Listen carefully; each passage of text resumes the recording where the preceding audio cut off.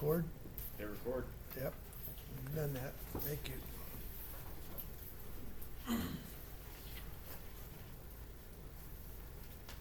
So we made some progress on Canvas, I believe. Most of you should have received, if not the second time, you should have received an invite on the email that you most commonly use, or at least the email if you're registered on that sign-up sheet.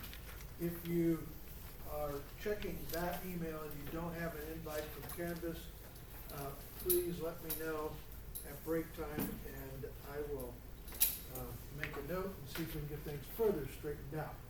What we have so far, really the assignments will be up on Canvas, and extra copies of PowerPoints and documents that I don't pass out will be transferred over. Apparently we have 3 different sites for this class, and none of them have the right name, and they still really don't exactly.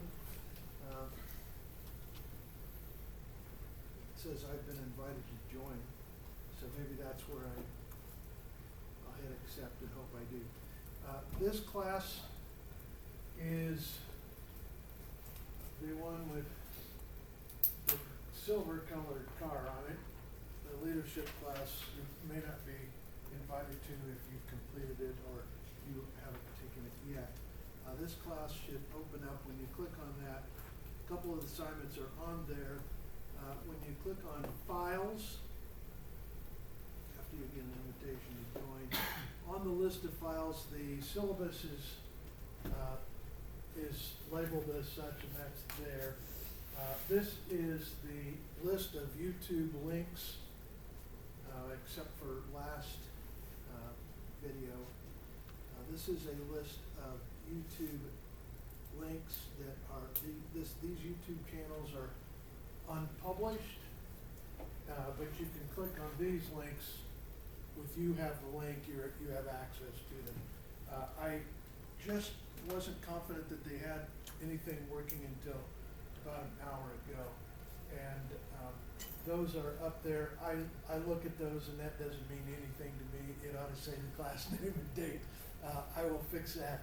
I will add that to these links, and I'll repost it back on Canvas. So hopefully next time you look at that file, it will tell you what those files are. You can randomly click on it, and it will tell you when you do it. It will take you to YouTube, and it will allow you to see as much or as little as you want. You have rights to download it as well, if you want to do that, to put it on a more portable player or something like that, so that you can listen while you drive or something. You can certainly do that. So at least that's progress, that we are that far along. Like I said, if you do not get an invitation via email, then I may have typed your email address wrong. You can check what's there on the attendance sheet to see if it's the right email address. If you have a different one you want to prefer, that's fine. Just let me know. And hopefully that's progress, right? It's taken our team of IT guys, which are really good. They also rolled out a brand new Dixie Tech website at 2 o'clock today. So I've obviously now been #1 on the priority list. That's an entire campus-wide. We have the new look, the new logo, all of that is on that website, dixietech.com, I think gets you there. I don't know if it has to be .edu or not, but anyway, look up Dixie Tech if you want to on Google, and you should see the most current of all information. I haven't even looked at it yet because I've been teaching other stuff. So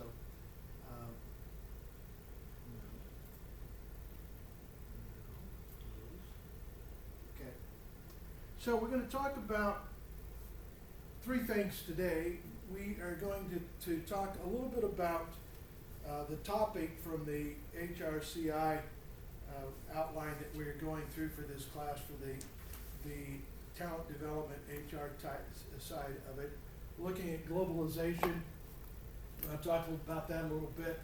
I've got a couple of short video clips on the idea of globalization. I want to have a little discussion based on one of the handouts, and we'll do that early on. Then I want to talk a little bit more about our presentations, making a presentation and doing that doing that well. I know that from a little feedback on from a couple of you, that this is an important thing, and I want you to have all the tools necessary. So I had mentioned to you that I very much like the presentation style when he's presenting of Tom Peters, and so I dug through my stuff. Tom Peters himself is, I think, 79 or 80 years old. He's still speaking. I don't know, I haven't seen him in the last year, so I don't know how well he's keeping his faculties about him. I hope he's keeping his faculties well at that age. At some point in time, he ought to quit. His first book, In Search of Excellence, was published in 1982 while he was professor of business at Stanford University. And he was a consultant for McKinsey, perhaps one of the better consulting firms in the world. And he quit that to just talk to people, write books, and talk about what he does well. And so I went back a little bit in time and got his perspective on change in our organization and how to drive some of the cultural things, that at least talking about what they are. And I thought it killed several birds with one stone. Introduces you to Tom Peters. I think that you ought to know about him and check his books out at some point in time in your travels when it's right for you. I think that you also ought to study his presentation style a little bit as he gives this. We're going to watch a fairly long video in the class by him, and you'll see his slides don't match his words. You'll see his slides are intriguing, but they're not the main focus of what he is as he speaks. And I think that's the mark of a fabulous speaker, when they don't get sucked into their slides and then give the talk from their PowerPoint strictly. I have attended medical conferences in my other life all over the world for a number of years, and our scientists made presentations, and I watched myriads of presentations by doctors and PhDs in cancer medicine. Most of the PhDs are nuclear physicists, the real ones, real nuclear physicists that we all joke about. They were rocket scientists and nuclear radiation. They've applied that to the human body, and so they're PhDs in nuclear physics, which is two of the hardest topics there is in the world, I think. And some of these guys are PhDs in nuclear physics, and then they go get their MD degree so they can be a doctor, you know. And those are guys that just don't want to work, and that's not true. They're making a contribution to us, because if cancer's going to get beat, it's those guys that are going to be in on it. They're doing research and doing a lot of work, but I've heard a lot of unbelievable science presented by these genius people in terrible presentations. They can't speak. They can't get their point across to a large group of their peers. They may have traveled around the world in an opportunity to give this, and you're wearing headphones with translators listening to this Norwegian scientist, and he can't put two thoughts together. But he has brilliant stuff if you could sort through it. I don't want us to fall in that trap. I think that we're just as smart in our own ways, in our own niches, but we can make better presentations. And so the end is I want us to touch on that and hit on that today. We'll look at a little bit more, a couple more ground rules on good presentations. Let's start out with this globalization issue. Our little company in St. George may not seem global, and in fact, it may not really be yet. We may be headed in this direction. We're going to refer to this handout in collective. That's the one that's not stapled. It's the one that's a couple of pages but not stapled. But before we do that, I want us to watch a couple of short video clips on the topic, both of globalization and diversity as it has to do with that, and cultural awareness, which is really the function. In cultural awareness, we're looking at not only the people that we hire, we're looking at the markets that we go to. And sometimes the markets that we go to we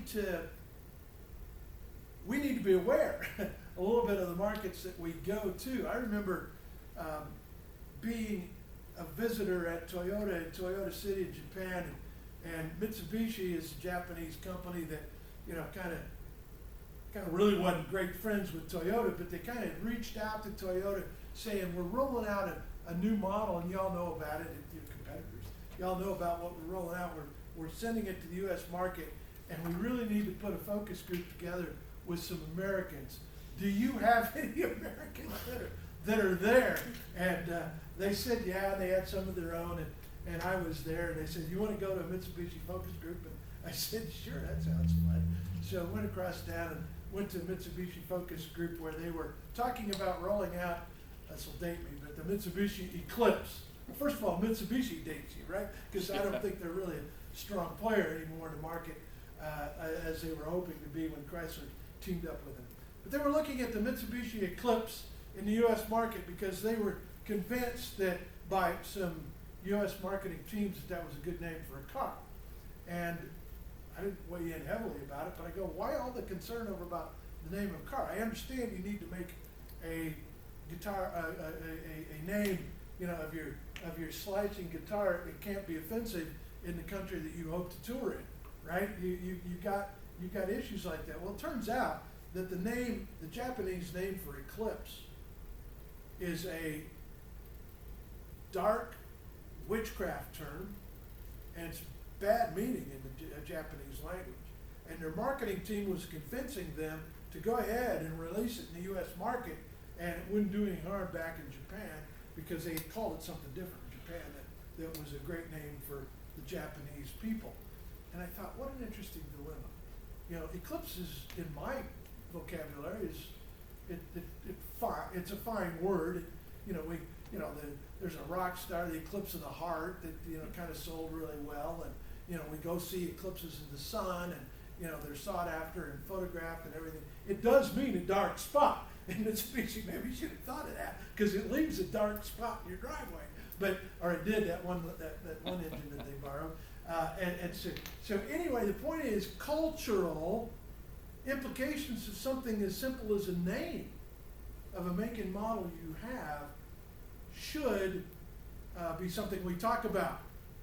I just spaced it out right now. One of the U.S. cars means stop in Spanish. No go. If any of you speak Spanish, help me out on that one. We Americans market a car that it means it doesn't run in Spanish, you know. You know, that's a bad idea, right? We got to think about those to the markets that we're going to. And a cultural impact of a company, we have it not only globally, we have it in communities. What happens? I worked with Gateway Computers in San Diego, and in San Diego, they accidentally hired some deaf people. When I say accidentally, it really was accidental. They didn't realize these people read lips so well that they interviewed and didn't declare that they were deaf and got hired. And when they found out about it, Gateway Computer said, you know what, this was an accident, but this is kind of cool. These guys are really good employees. They're really awesome. They don't get, they're more focused and don't get distracted because their world of sound is different than my world of sound. And so they started to seek them out and try to hire them. And I eventually got hired to help try to teach, not me, but my company, to help teach supervisors at Gateway and their other plants. They had one in Kentucky and one in Michigan, one in South Dakota, and one in Utah. And we went into those plants and taught supervisors American Sign Language. And to try to culturally, recruit and hire that segment of the marketplace. It was a brilliant move on Gateway's part. Gateway has made a lot of mistakes, pretty much lost their brand to Dell and HP, so they've made some big mistakes as a company. But one of the things they did right was finding a cultural group that they could hire that they liked. And it was a cultural group that wasn't being hired as aggressively by any other companies at that point in time. And the deaf community very quickly spread the word that if you're near a Gateway plant, they'll hire you and they'll promote you, and you have a chance of being in management as a deaf member of society. And that's a problem that, you know, in terms of equal opportunity, honestly, they don't have that equal opportunity everywhere. We discriminate against people that are hearing impaired. Go ask the guys at Sun River if you don't think that's true. You know, I was in a sales meeting at Sun River when they were talking about opening up the last phase that they have, and one of the issues was it was the phase that's closest to I-15, and the houses are quite close. If you drive down 15, you look at Sun River to the right, some of those houses, you know, back right up to the freeway.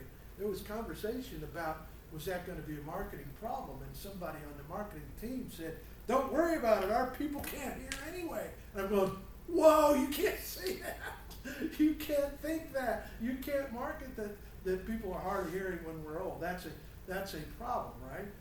And as a company, they couldn't take that position. Certainly couldn't market that position, which they were almost thinking about. You know, if you can't hear anyway, you might as well have a house by the freeway. You know, and so I think that, you know, we chuckled about it, but that's not a chuckleable statement, right? That's exactly the kind of thing that we're talking about. Do we have other groups right here that we are hiring that work amongst us that are part of a culturally different group from the mainstream of Washington County population? If you want to look at the demographics of Washington County, you can look that up. You can see who we are, and you can look at your own workforce and say, do we have pockets of cultural difference? And I can propose that the answer is possibly yes. Some of our companies for sure we do. And I want to talk about that. I want to show a quick video clip on the diversity aspect of it from University of Wisconsin. And then we'll talk about it, and I want to summarize with another video clip that we've done with the topic. So this is the impact of cultural diversity from her perspective at University of Wisconsin in Milwaukee. So a lot of big organizations, multinational organizations, have really come to a different way of looking at diversity and inclusion in very, very interesting ways.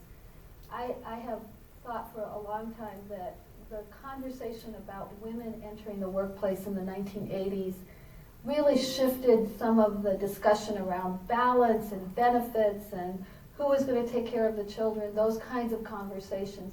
We have not really had a similar set of conversations about the inclusion of racial ethnic groups in this country, beyond making sure that we in December pay attention to Kwanzaa, Hanukkah, and Christmas as if they're all equally important to those various groups who ascribe to those religious holidays. But what the globalism and international focus, and for many multinational companies has done, is really focus on differences in cultural values. And what that means across different management groups, what that means in communication, what that means in who you promote, not so much who you promote, but what you need to do to support people you promote. If an individual comes from a culture with very strong expectations of a distance between subordinates and the leaders, which isn't so much here in the United States, then that person may need to have some additional coaching, you know, those sorts of considerations. And I think that conversation is going to make everybody understand the cultural differences and the impact of cultural differences in communication, in decision making, in those sorts of organizational variables. I think that companies that get it really understand that different perspectives coming from many different people are ways to strengthen their bottom line. There's a terrific project out of Stanford called Gendered Innovation. And this was actually done by a historian who has really looked at how there have been decisions that have not brought in the perspectives of women, but only focused on men, and what bringing a perspective from women has done to the innovation, and she can really document the bottom line. To the pharmaceutical company in one example, it's a terrific website. But I think you can extrapolate that perspective across racial ethnic groups, across international groups. We are stronger if we can bring and listen to differing perspectives. Had a situation where I was working with a company in Salt Lake that was in the concrete business. You probably know the name of it. We were looking at their not their delivery side, but their actual pouring concrete side, which often was left up to their customers. But they had a division that was up and doing more of that. And I was in a conversation with my brother at the time, who was pouring a concrete wall at his house. And we were talking about what the guys were doing at his house, and he was pretty amazed by it, pretty blown away by it. And so we talked a bit more, and I said, is it possible that I could get them on a conference call? And he's going, I don't know, let me find out. And the answer was yes, except they didn't speak English. He was in Haiti, and this was a Haitian crew that was pouring concrete. And why David, my brother, was so interested in what they were doing is they didn't have a concrete truck. They didn't have bags of cement from Home Depot. They didn't have a wheelbarrow. And they poured him on a wall. And I was fascinated by, how do you do that with nothing? They mixed concrete in the dirt in his driveway and used shovels, which they did have, to haul it to their forms, which were from the trash that they put up. They were cardboard, and they were tacky pieces of wood, and it was nothing that you and I would call. We go, we can't do this job. They built a nice wall, and they ultimately put mosaic on the front of it, so you couldn't even tell if the concrete was finished smooth or not. It was Haitian style art of mosaic, and it may be not something you and I would want. But the point was, my client in Salt Lake, finally, they did talk to him on the phone, and finally said, could we fly you to the United States to talk to our guys? Of course, the guy didn't have a passport, anything like that. And we had to jump through some hoops, but we did just that because I thought the message was important. For us to understand, much of the world has nothing of the stuff that we have. And yet somehow, they still, on occasion, are able to do good quality stuff. You think about our bunker-busting smart bombs that could not reach Osama bin Laden in the tunnel system of Pakistan, Afghanistan mountains. Think about that for a second. They were concreted up. What kind of concrete? Did Sunrock deliver that and pour that? I don't think so. How much rebar was in it? I don't know. But some of it, we found out later, was our tanks that they'd blown up. They used scrap pieces, unbolted it from our metal to put in the concrete to make barricades on bunkers for Osama bin Laden. And so our point is that we don't have to sell out to any other cultural way of doing things. If we think our way is better, the electricians think our way of wiring a switch is perfect. It's the code. It's a national code. It's our national code. Have you ever traveled abroad and seen a switch like that anywhere? They're not. They use their own stuff to their own code. And some of it is just as safe as ours. Not all. Some of it is just as safe as ours. But it's different than ours. And you go, well, why not? I mean, how come your electric razor doesn't work in Germany? Are they backwards in Germany? Are they idiots? Do they not understand what we understand? Why come their razors are wired different than ours are? Their hair dryers, their, all the curling irons, all the stuff. Doesn't work in your hotel room unless you got adapters going from 220 volts to whatever miserable little thing we use with the little 9-volt batteries in it. it's the point is there's a difference of perspective that's based on culture. Let's look at this circle, which is part of a small diagram on this handout that you have. You can read that and we'll talk about that perhaps, but I want to talk about the circle. Get that in front of you, and I want you to write two things on that circle. On the top left of the page, I want you to write Hispanic. That's a legal word. We can use that term to describe a group of people. The United States Census uses that word. I think Dixie Tech does too, in your application. I think that's the word we use. On the top right of that page, I want you to write Native American.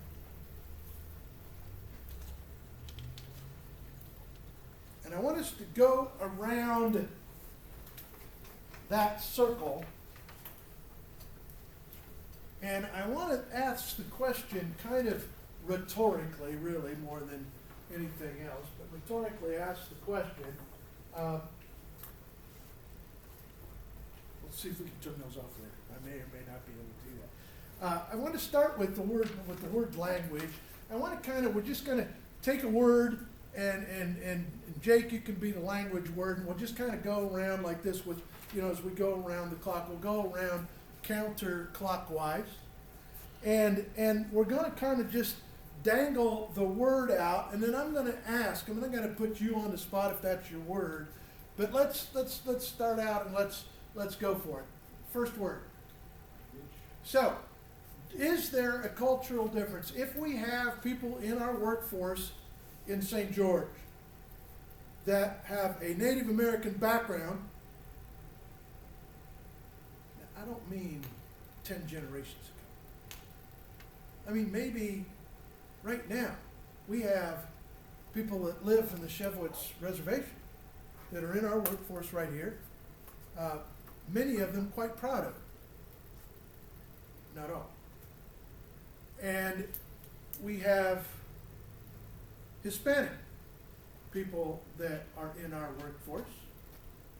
And in this room, we have some people, some of us, that are of Hispanic background. Perhaps it doesn't show because it's a couple generations ago, but we might still speak the language. We might still observe some of these other words that we're talking about. We also have some people in this room that may be of Native American background. And again, I don't mean long ago, I mean current or recent. So, what impact does that have on language? Do they have their own languages? Yeah, y'all saw the movie on the Navajo language, right? What was the name of that movie? What is it? Windtalker? Might be it. Windtalker, something close to that. I don't recall. They spoke Code Talker. Code Talker. Yeah, Code Talkers. They were the that language was the uncrackable code in World War II. You got to be kidding me. Still is. Oh, there's like 18 or so different conjugations for every verb. So effectively, to learn the language, you have to learn every verb individually with all of the different conjugatory. Do you speak any of it? No, God no. My great grandfather did. He was a code talker, or no, great whatever. But he was a code talker. Wow. He has like a whole biography. Yeah. Wow. Well, thanks for sharing that. I think that that's an amazing part of our history, is it not? Represented here in the room. That's very cool. I think that's very cool. The language. Let's just satisfy it and say right now, many people that we run into speak 4, 5, 6, 7 languages and 18 conjugations for verbs. I ain't got the English figured out yet. I'm pretty sure. Seriously, the people that have this that they bring to our workplace, language, the impact of language, the value of language, the things that they have. Do we have Spanish speakers in our workforce? We totally do. Do we have other language speakers in St. George's workforce? Yeah, they're not even big enough numbers to hit the census as being a significant part of our population, but yes, go to Sakura and listen to what they're saying in the kitchen. It's not what you think, it's Spanish. But they're also speaking Mandarin, and they're also speaking Vietnamese. We have a fair amount of both of those languages being spoken in St. George. And if we have it in our workforce, that's an impact on the culture. Eric, the next one. Manners of interacting. Do Hispanics or Native Americans in our travels, do they have special manners of interacting that are unique to their cultures? I'm seeing a lot of heads nod. I wish I knew what more of them are.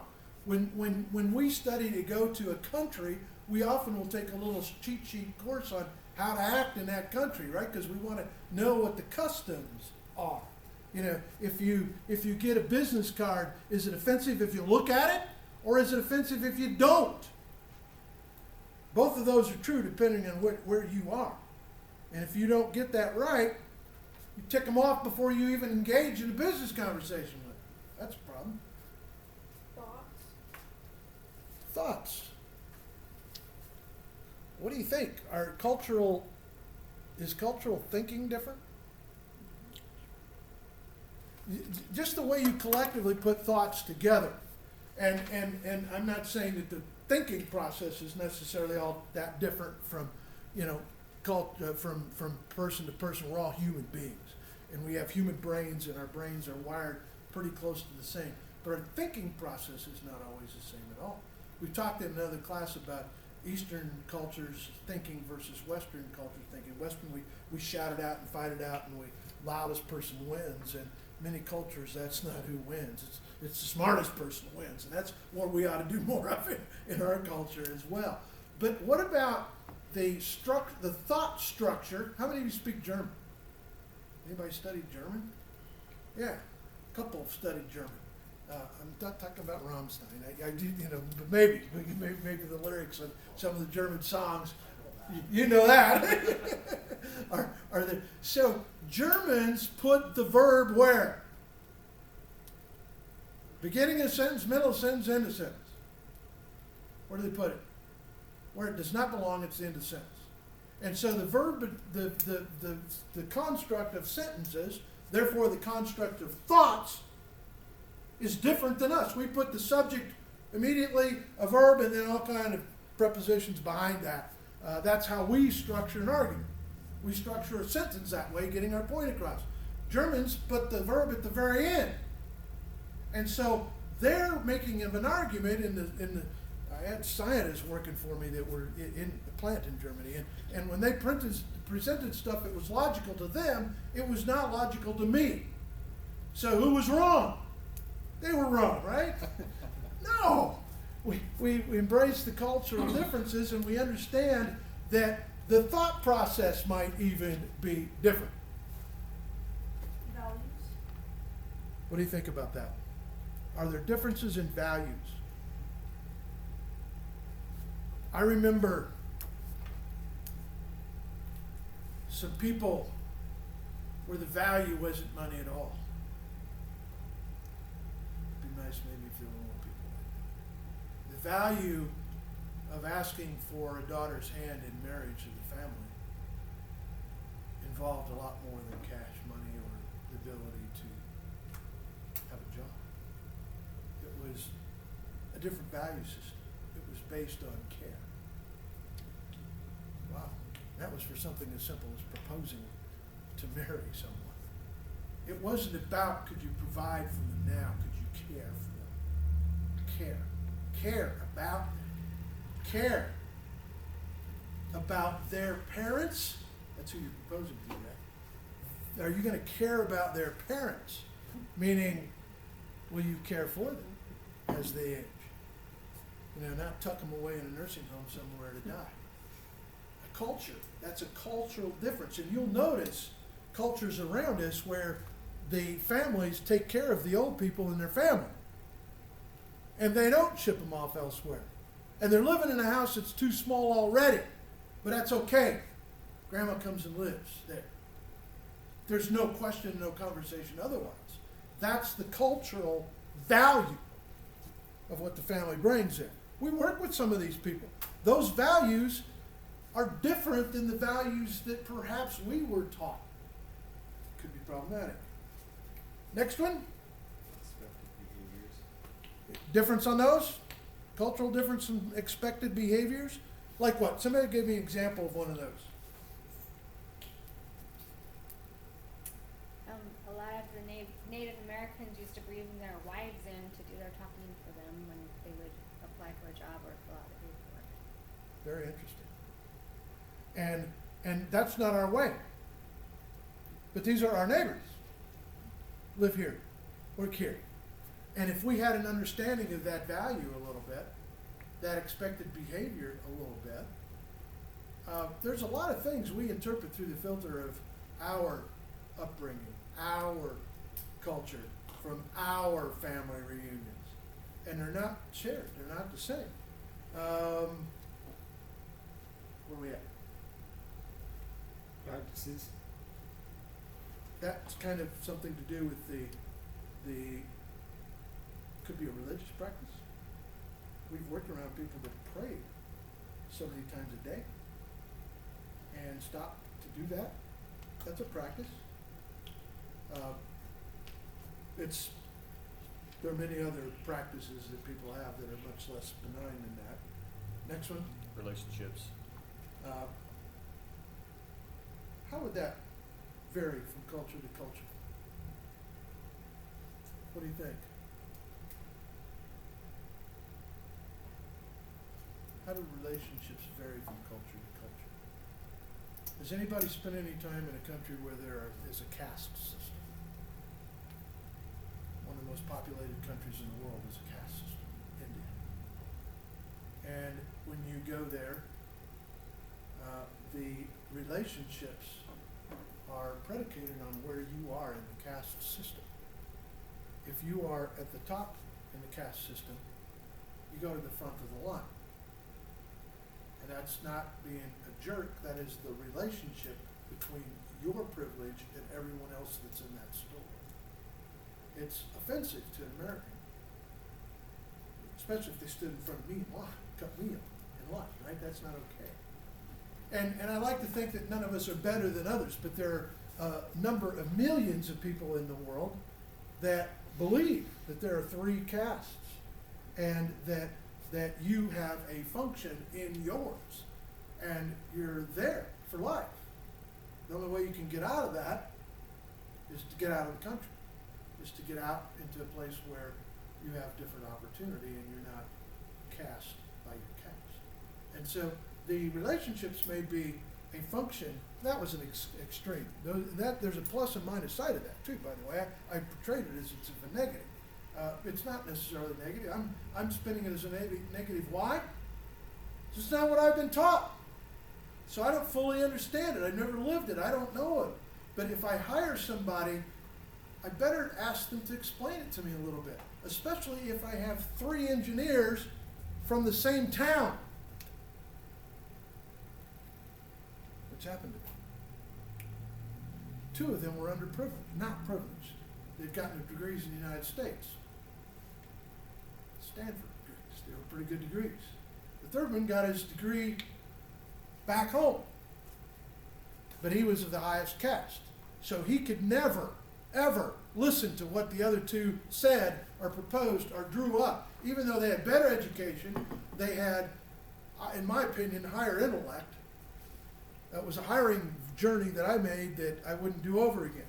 I didn't do my homework appropriately about this relationships thing. I had 3 people that did not have a level playing field relationship and never would because of their history and their background. It's okay. You don't need to change them. You need to understand, right? And see what works for your company and bring that into place. Keep going. Customs. Of course, we got various customs. We have different holidays. What is the story with July 24th?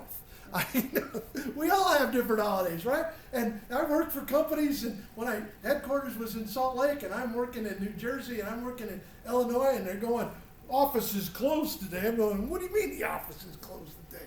You know, we want to close down for the Jewish holidays in New Jersey. And so the cultural customs vary. And if we don't understand them, we get opinionated about them, and that's problematic. Let's keep going. Roles.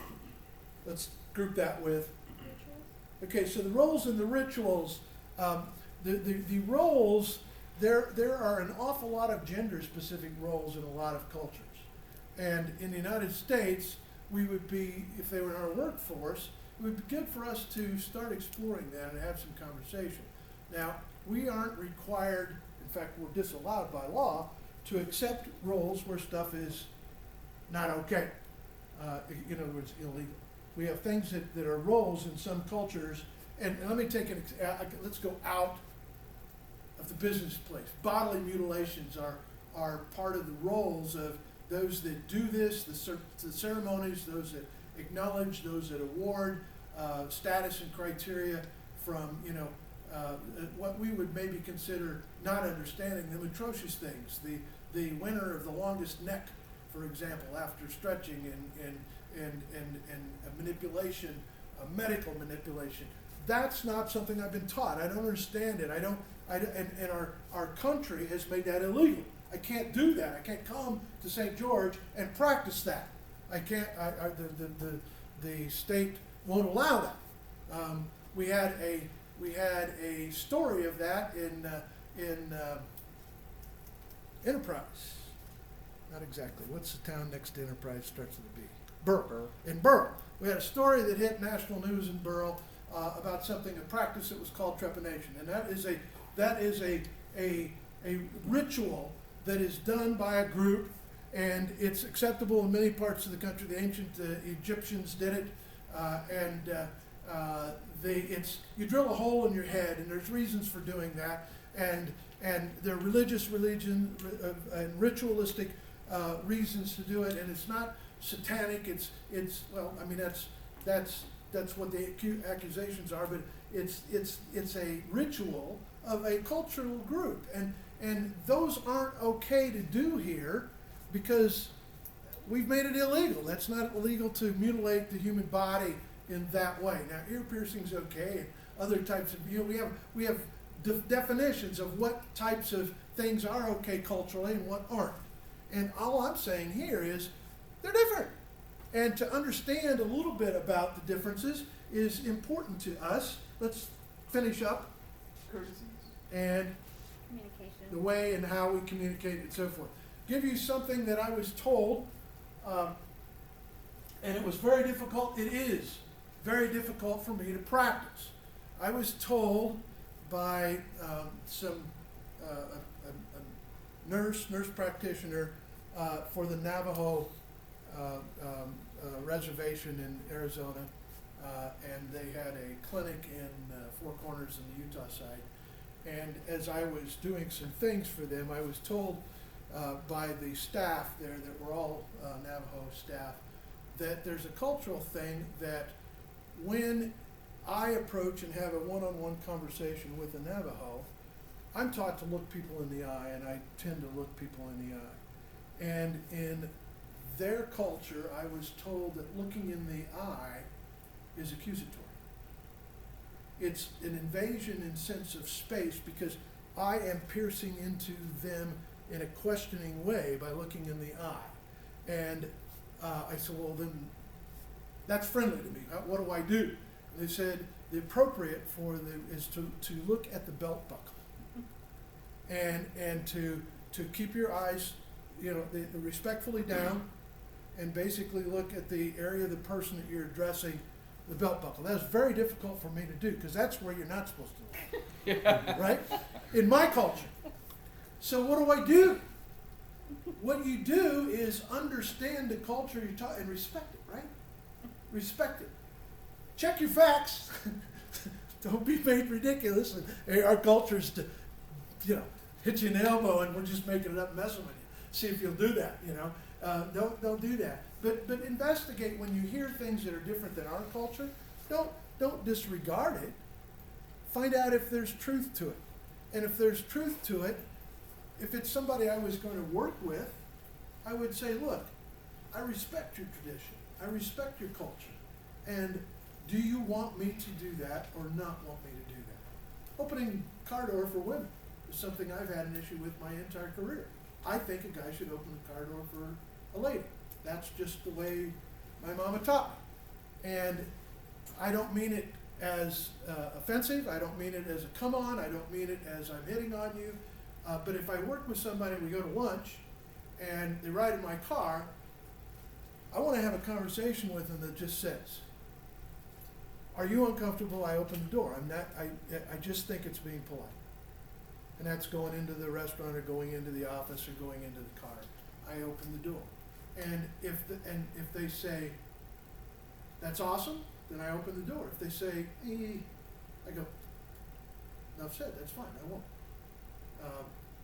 And if they want me to, I'll tell their husband that I'm gonna open the door for them and to think nothing of it. If you wanna keep everything culturally on the table and appropriate, that's your call. You don't have to do that, but we see people violating all the time and getting themselves in a lot of trouble. And we can get ourselves in trouble culturally if we don't recognize preferences of people that work with us. As we have a greater and greater melting pot of other cultures, even here in St. George, it would be good for us to understand, what is Cinco de Mayo? What is that about? What is Day of the Dead? We have people that work with us that have deep meaning to those celebration dates. Would it be okay for us to just say, hey, I'm interested? At what point in time does a Navajo boy get a Navajo name? A second Navajo name? What is that ceremony called? I understand that they're not allowed to tell me what that name is. I respect that. But I admire what goes into that, the fiber of what goes into someone in those ceremonies. Those are important life events for them. I work with them. Why shouldn't they be important life events for me too? Why shouldn't we share some sort of broadening of our cultural understanding? You don't have to practice these other things. Just understanding a little bit of what's there. It becomes not weird anymore. It becomes, wow, that's cool. That's cool. There's a tradition there. There's history there. There's a love there. There's a family there. And now we can have potentially a better team because we have a little understanding of each other. That, I think, in HR, as we're looking at talent development, could block us from developing some great talent because we get tripped up over something that's a cultural difference about a day, a holiday, the meaning of something else, the meaning of a relationship. There's much of the world, not just Utah, that believes in polygamy, that have multiple wives. Most of the Arab countries are that way. Many other parts of the world are that way. Don't let that surprise you. Don't act shocked. Say, okay, be prepared for it. And you don't have to embrace it. You don't have to reject it. In fact, I'd say don't do either. Just understand it and accept it. And don't let it block what we're trying to accomplish because of us not accepting a practice that is something that is important to a cultural group. That makes sense a little bit? There's more in that article. You can read about that a little bit. We will end up with another video about cultural awareness in a globalized world, and then we'll be done with that topic. It'll probably be 10 minutes break.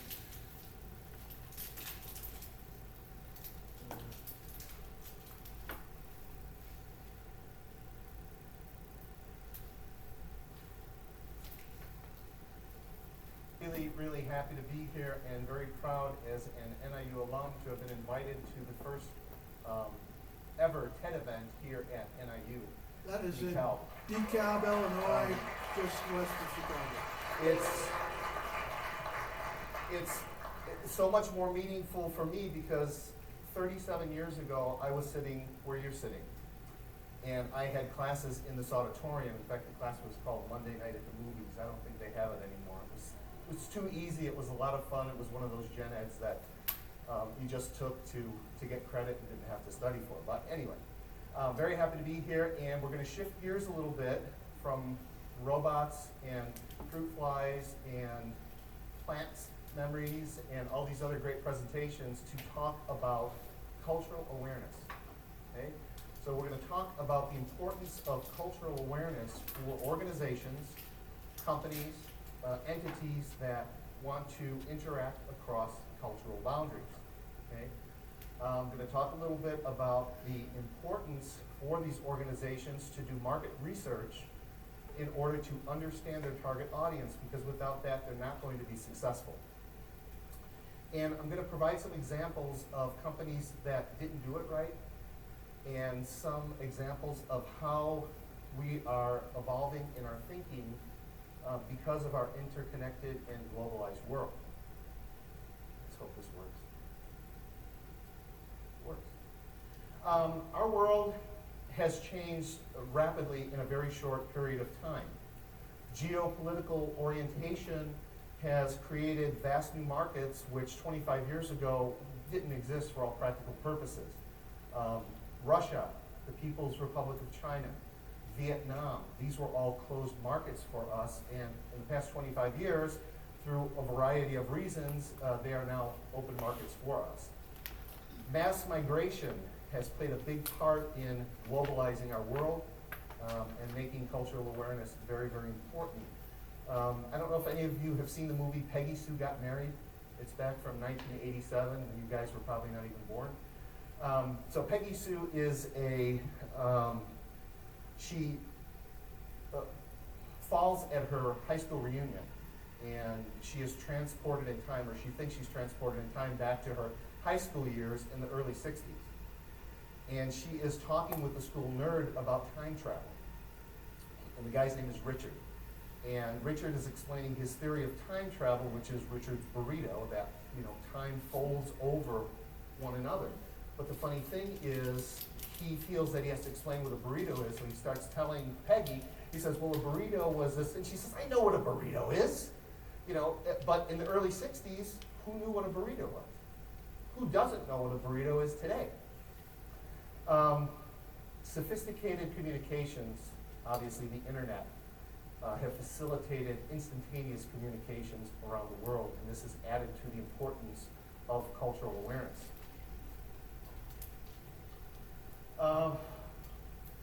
Culture.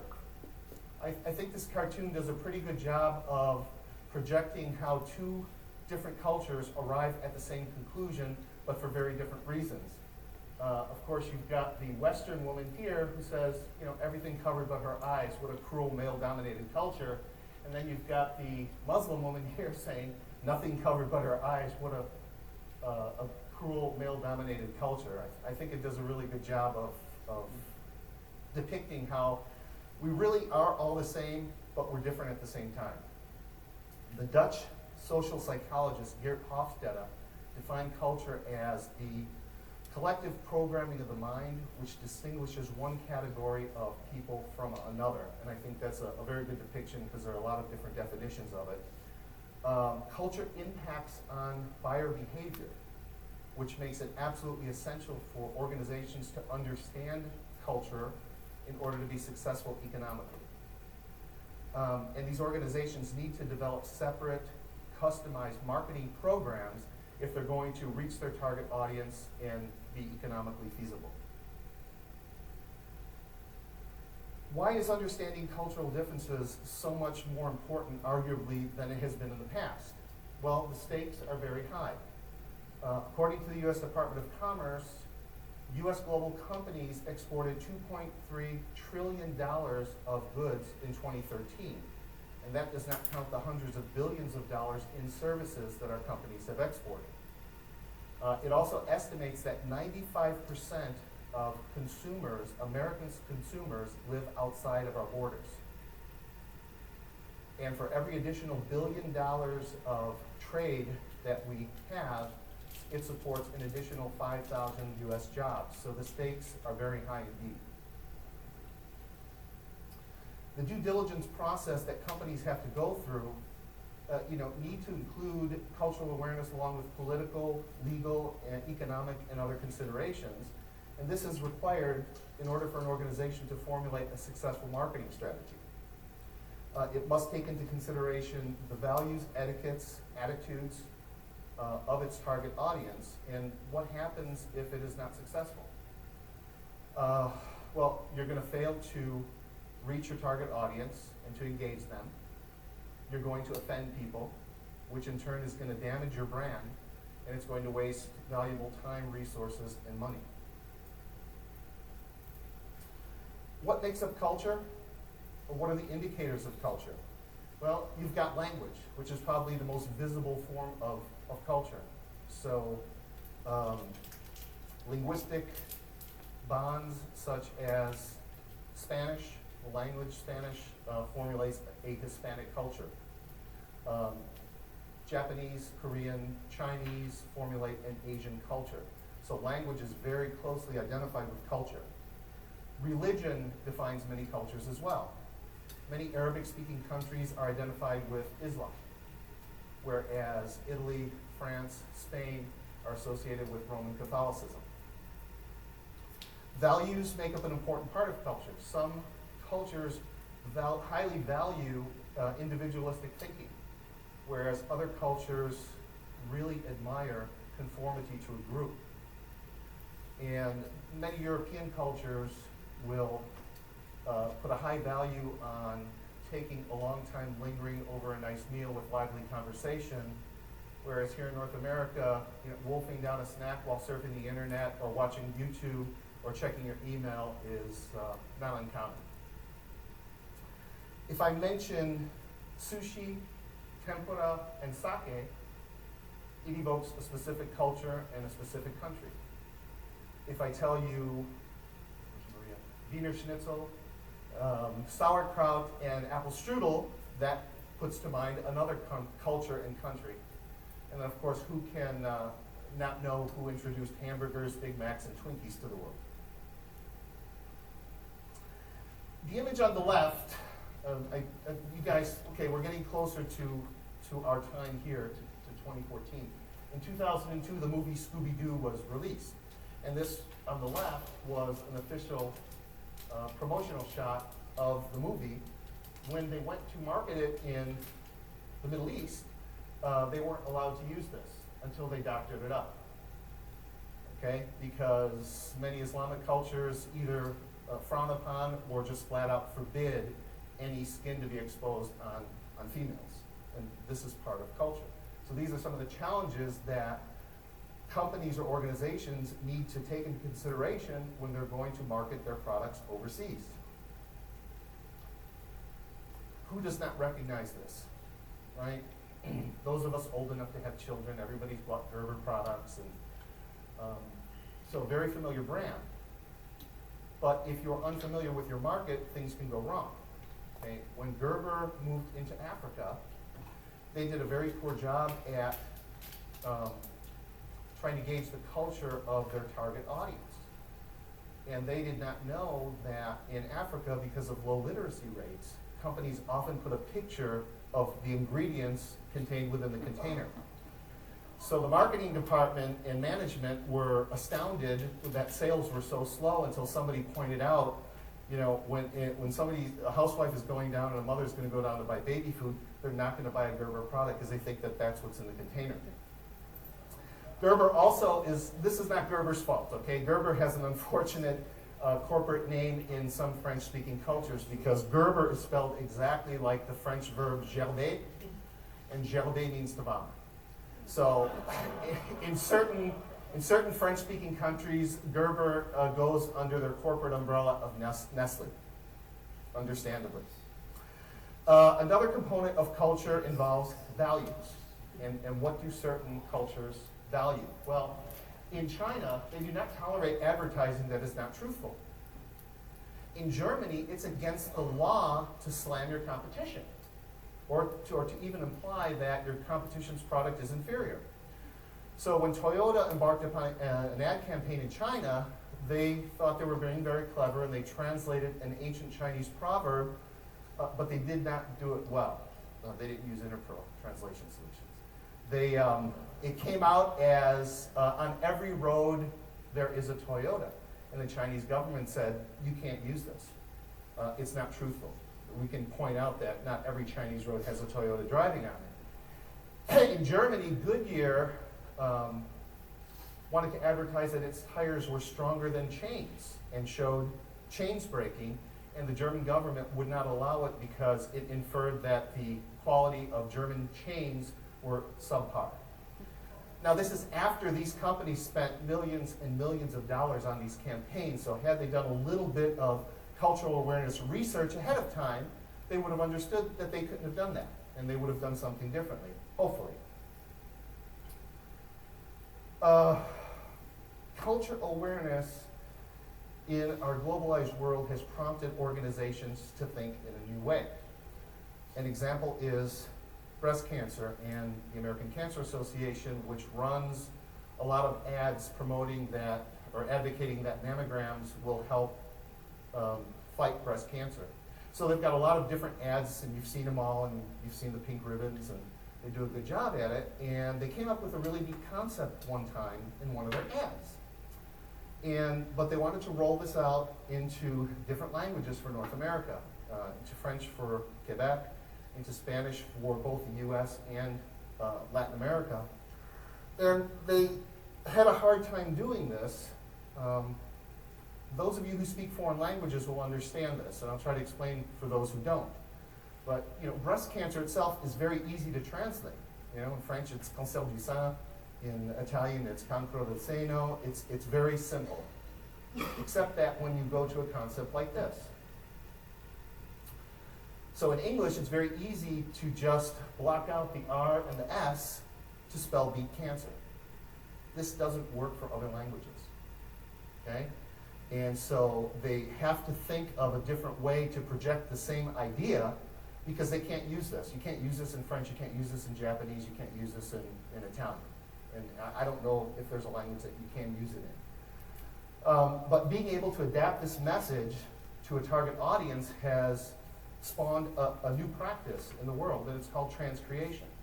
So whereas companies used to translate their message from one language to another, try to translate the words, some of which is very difficult. We had one campaign that was, "This is the new black," and it was going to Europe, and we spent days trying to figure out how to do that.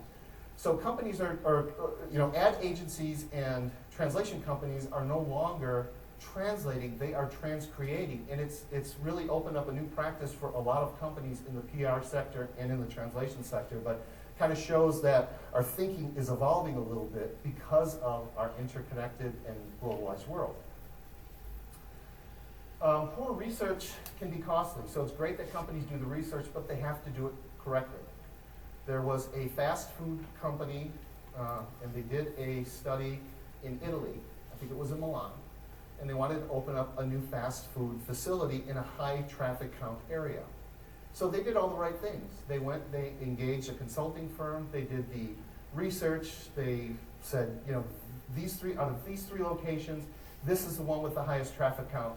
This is where we want to build our new facility. They purchased the land, they built the building, and they opened up. And sales were abysmal. And no one could figure out why. Well, we did all the right things. Well, what happened? Well, they went back and they saw that the traffic counts were accurate, except that all the cars were going to a local bordello. The drivers didn't have fast food on their minds. So it's really important that companies do the research, number one, and that they do the research correctly. I am going to end to say that there's enough failure in communications between the same cultures, but when you get to trying to communicate with different cultures, the possibilities for miscommunication and damages are multiplied. But the point of what I'd like to try to get across to you all today is that cultural awareness is a critical component of being able to be successful in today's globalized world, and companies that forget about it or trivialize it will fail. Thank you very much, and go Huskies! All right, so we won't talk more about globalization. I think you get the point. Culture makes a difference.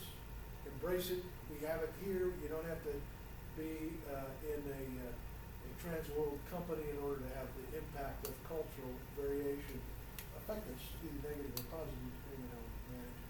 So it's important from a marketing point of view. It's important from a product development point of view. It's important from a human resource development point of view. It's important from a talent development point of view. It's important from a team building point of view. I can't think of any facet of your business that's not important. And it's tempting to hire, for me, to hire everybody that's like me and put teams together with people like me. And when I do that, those teams are always lacking. I like them, but they're not effective because we're missing all these elements that aren't me. And they're important and they're of value. And the rest of the world brings a whole lot to the table that I don't bring. And so it's good to have that from a culture point of view. I want to introduce us to Tom Peters prior to us taking the break. So I want to show a 3-minute clip just for you to kind of get a face for the name Tom Peters. He's talking about listening, and listening was one of our topics on communication in the HRCI certification topic that we're on right now, communication and global impact of that. And so I decided we wouldn't teach listening again. Some of you have been through something recently where we've talked about listening, and I think that it's best for us to hear it from Tom Peters' point of view, just talking about listening. He's sitting in his office. He's not on a stage in this 3 minutes, and he doesn't have a PowerPoint.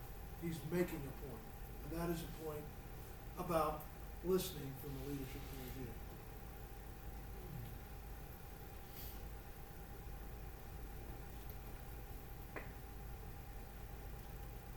A Harvard Med School doc by the name of Jerome Groopman wrote a lovely book called How Doctors Think.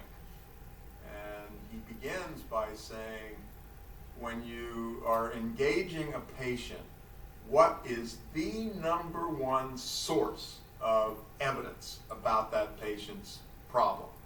And he answers the obvious answer. Duh, the patient. The patient won't use the right technical language, the signal-to-noise ratio won't be all that high, but in the course of a 5 or 10 or 15-minute discussion, you will pull out an incredible number of pearls. Okay, best source of information about a patient's ailment is the patient, comma. At that point, Groopman refers us or leads us to a research study that asks and then answers the following question. But I'm going to halt for 3 seconds in here while you think of what your answer is. How long is it before the doctor addresses you, sits down with you? How long is it before the doctor, on average, interrupts? And if you said 18 seconds, you got it exactly right.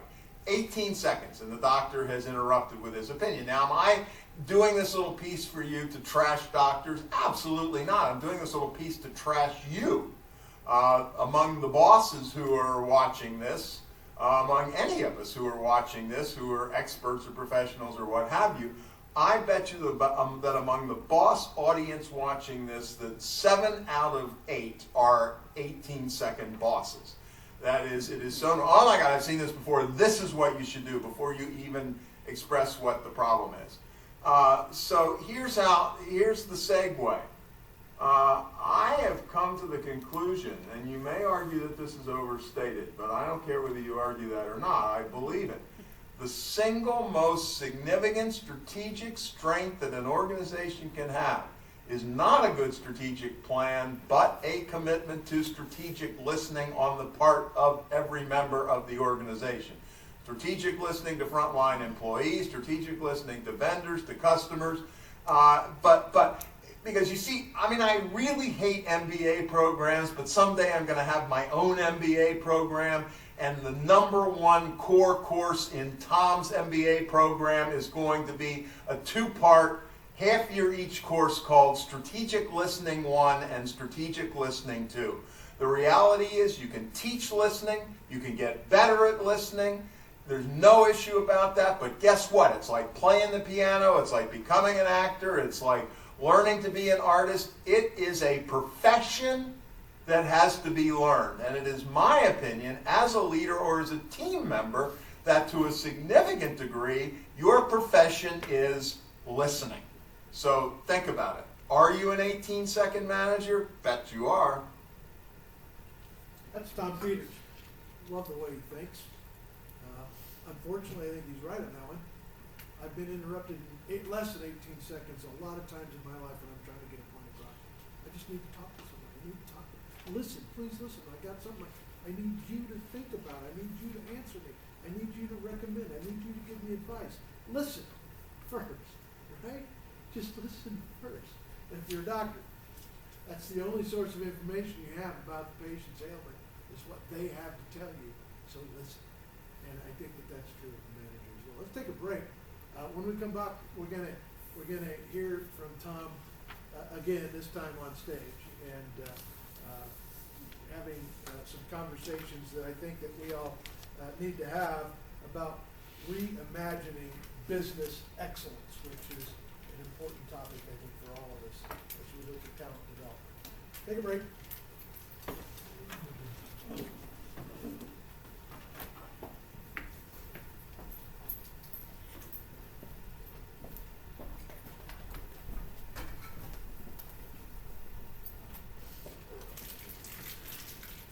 I just sent you an invitation about a bountiful class. Well, it still doesn't work for that.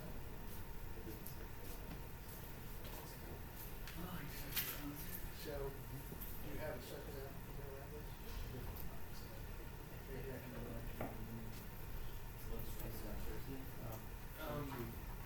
Write it down back there. You got the same thing as we last night? It's a dot, I'm sure it's understood on the dot. Oh, I've got the wrong email address. Oh, okay. I'm gonna have you write it down under there too, and I'll re-invite you both directly.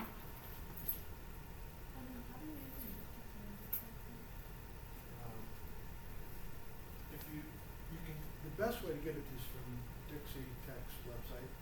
There's a Canvas link. So if you go to our website, and since it's brand new, we're gonna both look at it. Let's go to, go to here. There's, click on that. And there you go. See if under programs you use Canvas. Only new answer from the two. It was on that drop down list, was the click. Let me give you a look at it. Thank you. I will get you invited properly. So,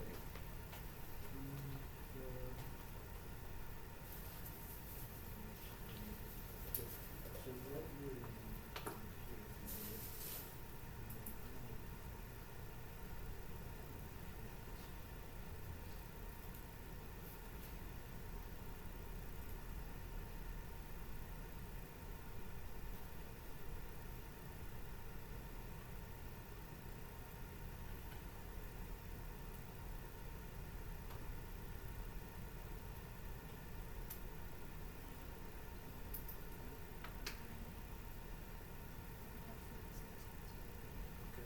So, let me just go, so I'm going to new tab, and I typed in dxotc.instructure.com/NC. I guess. So,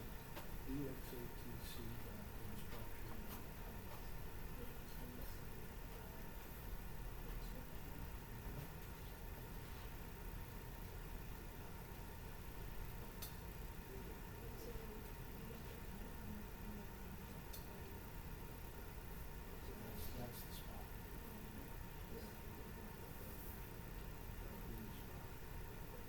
It should also work for the question.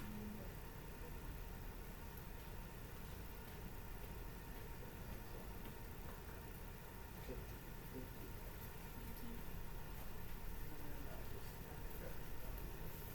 Did we get it at all? It is good. Okay, then it's in there. I'll double check that I got it spelled right. If that's correct, I'll double check.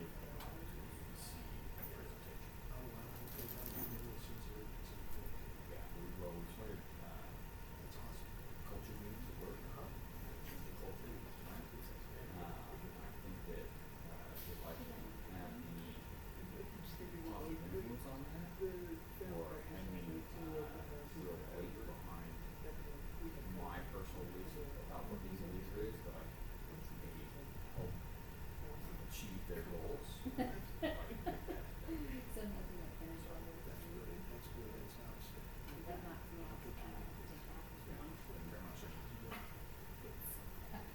And then I'm all hung up against it. Oh.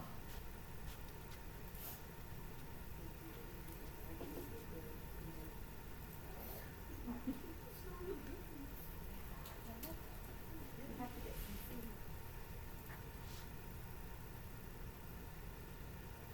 My email address was wrong, just so you know. Yours I wrote is it- wrong? I wrote it on there right, yeah. Thank you. Mhm. All right.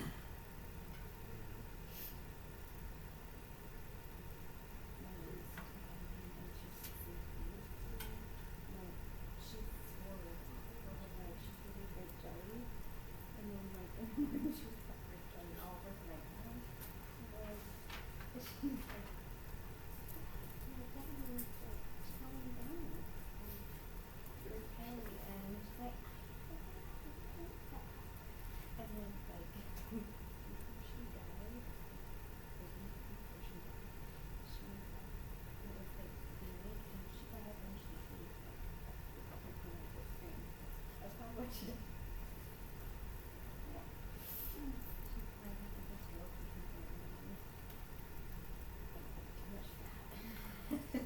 It's funny, I looked at your email address and I typed it in and I thought, Still laughs? this doesn't look right, a lab? Well, maybe they have metallurgy in the lab that I don't even know about.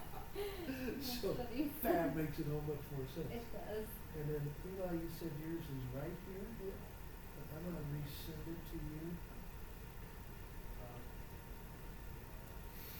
In case I typed it wrong on my end. Thank you very much. Yeah.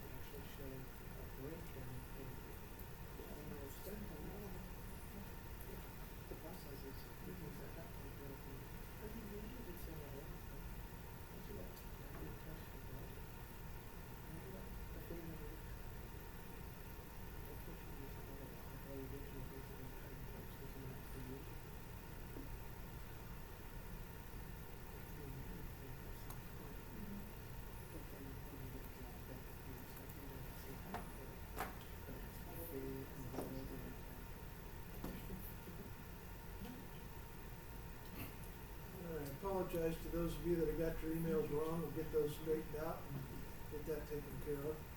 I'm gonna insert a 7-minute based on our time frame, with, Tom Peters that I had wanted to show at a different class, looking at small business, and most of us are with small businesses here in this room. We're not part of big global companies, although some of your companies are quite respectably large for St. George's market. But Tom Peters also visits the university in New Zealand, and is one of the guests on their faculty that structured the business school there. This is a little clip of him talking to that business school, casually. He's not on a big speech, but he talks about one of the small companies that's right there, how they're selling a product to Norway and other places. For, you know, you think of your little tiny company in New Zealand, how can you do business globally? You know, the question might seem at first impossible. How could Wild and Wallbeds sell a product in Switzerland? And under right now structure, I don't know how they could do that, you know. But to think that you can't is limiting your thinking. And to think Stuart Owning couldn't be doing business in Malibu, it limits our thinking. You know, I'm not saying they should. I'm just saying Sunshine's there too. People got backyard problems there too. You know, and you know, where else? That's not global, although Malibu seems like another country if you visited there. But there are large communities of American-type construction along the Baja Coast all the way down to Costa Rica. And so, you know, would those be markets for a St. George-style backyard? I don't know. And does that have to be your product? I don't know. You know, maybe the idea of a backyard kitchen looks completely different in a country that doesn't have, you know, the same appliance suite that we have in America. But maybe it's something that could be done. Maybe it's something that should be done. I'm not saying that. I'm just saying to think that we couldn't be a global company with a product line is restrictive thinking. I've done business all over the world, and I've been parts of companies that did business all over the world, and it always comes down to we're just a couple of people in a small town in America. And that's true of every company, right? They're all just, you know, they started in small places. It may be Silicon Valley, but it's still a small garage operation. It's a small office. When people start out, and being global is something clearly that we can do, and now easier than ever when we look at the level playing field that the internet and the global market access.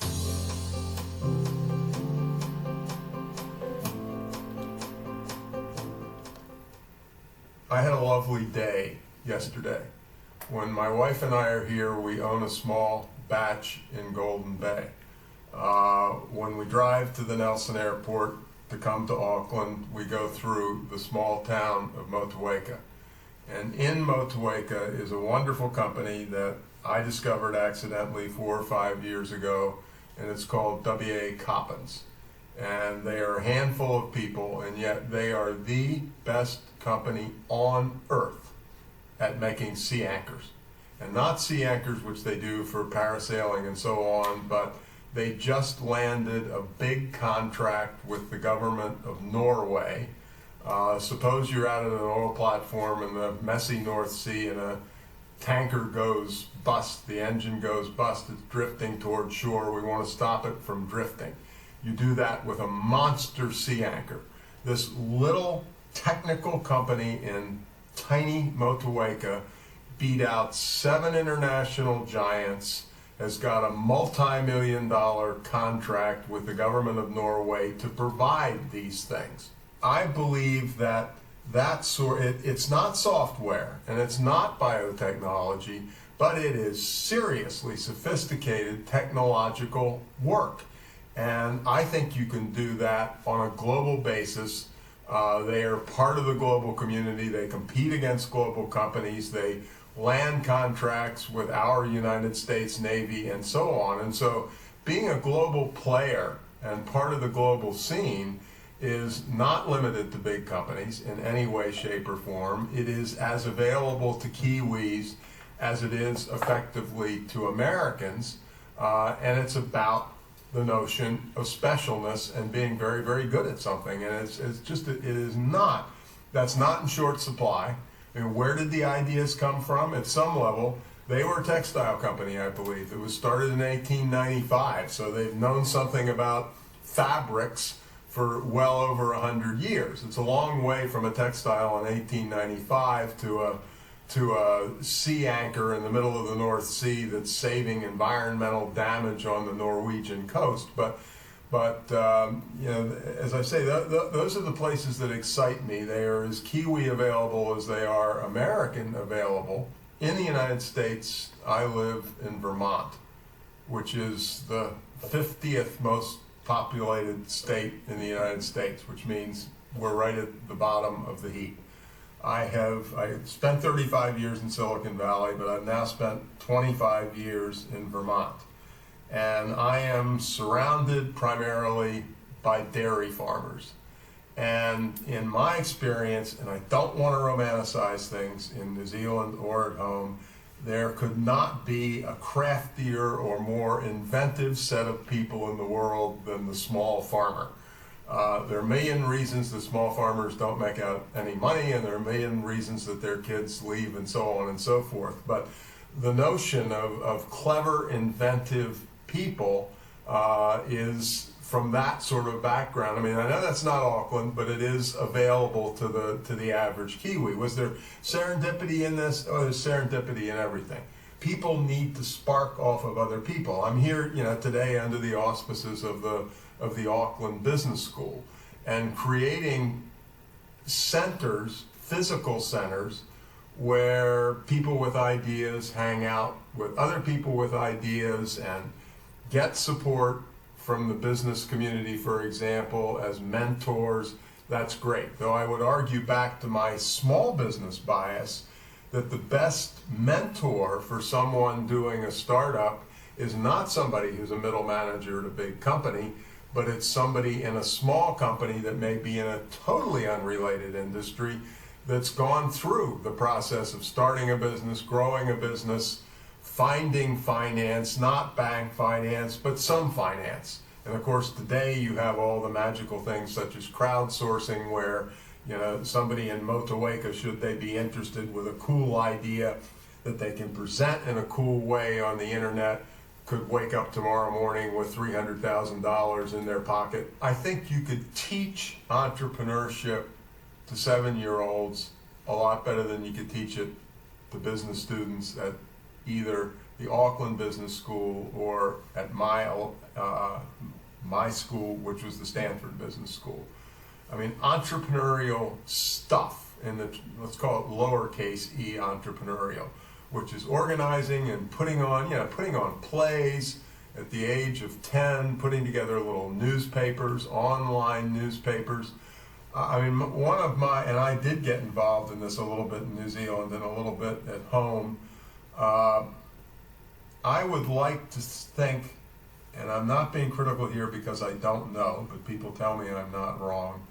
I would like to think that the most entrepreneurial, enthusiastic, energetic people were going into education and teaching 6-year-olds and 7-year-olds. And I'm not saying that all American school teachers are tired and old. They are not.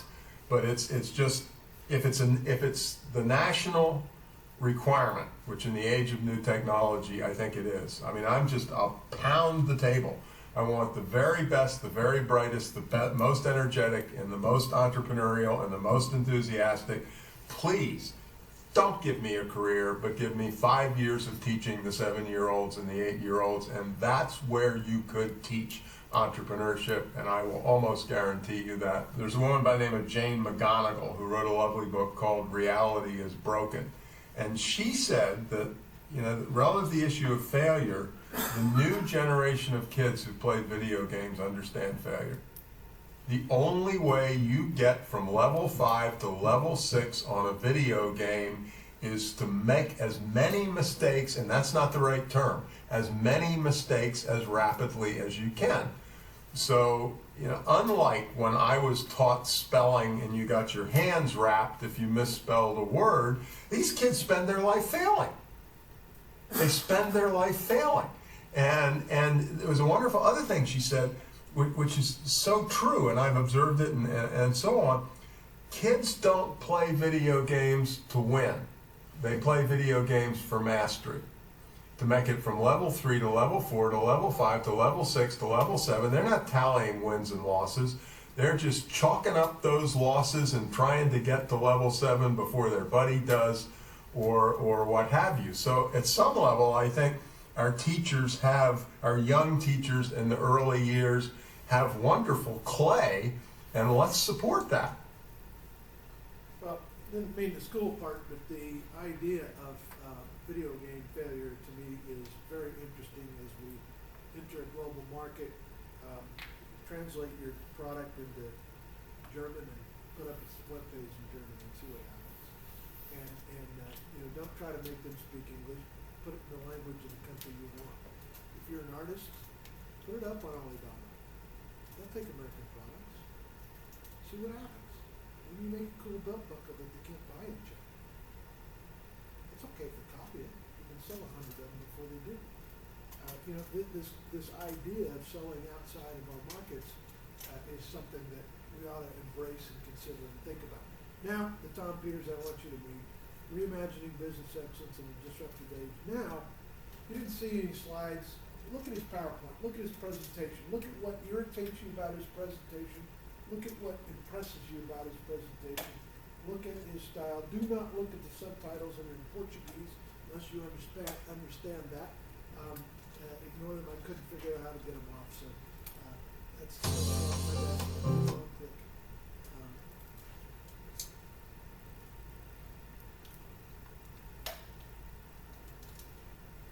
that's one of his slides, by the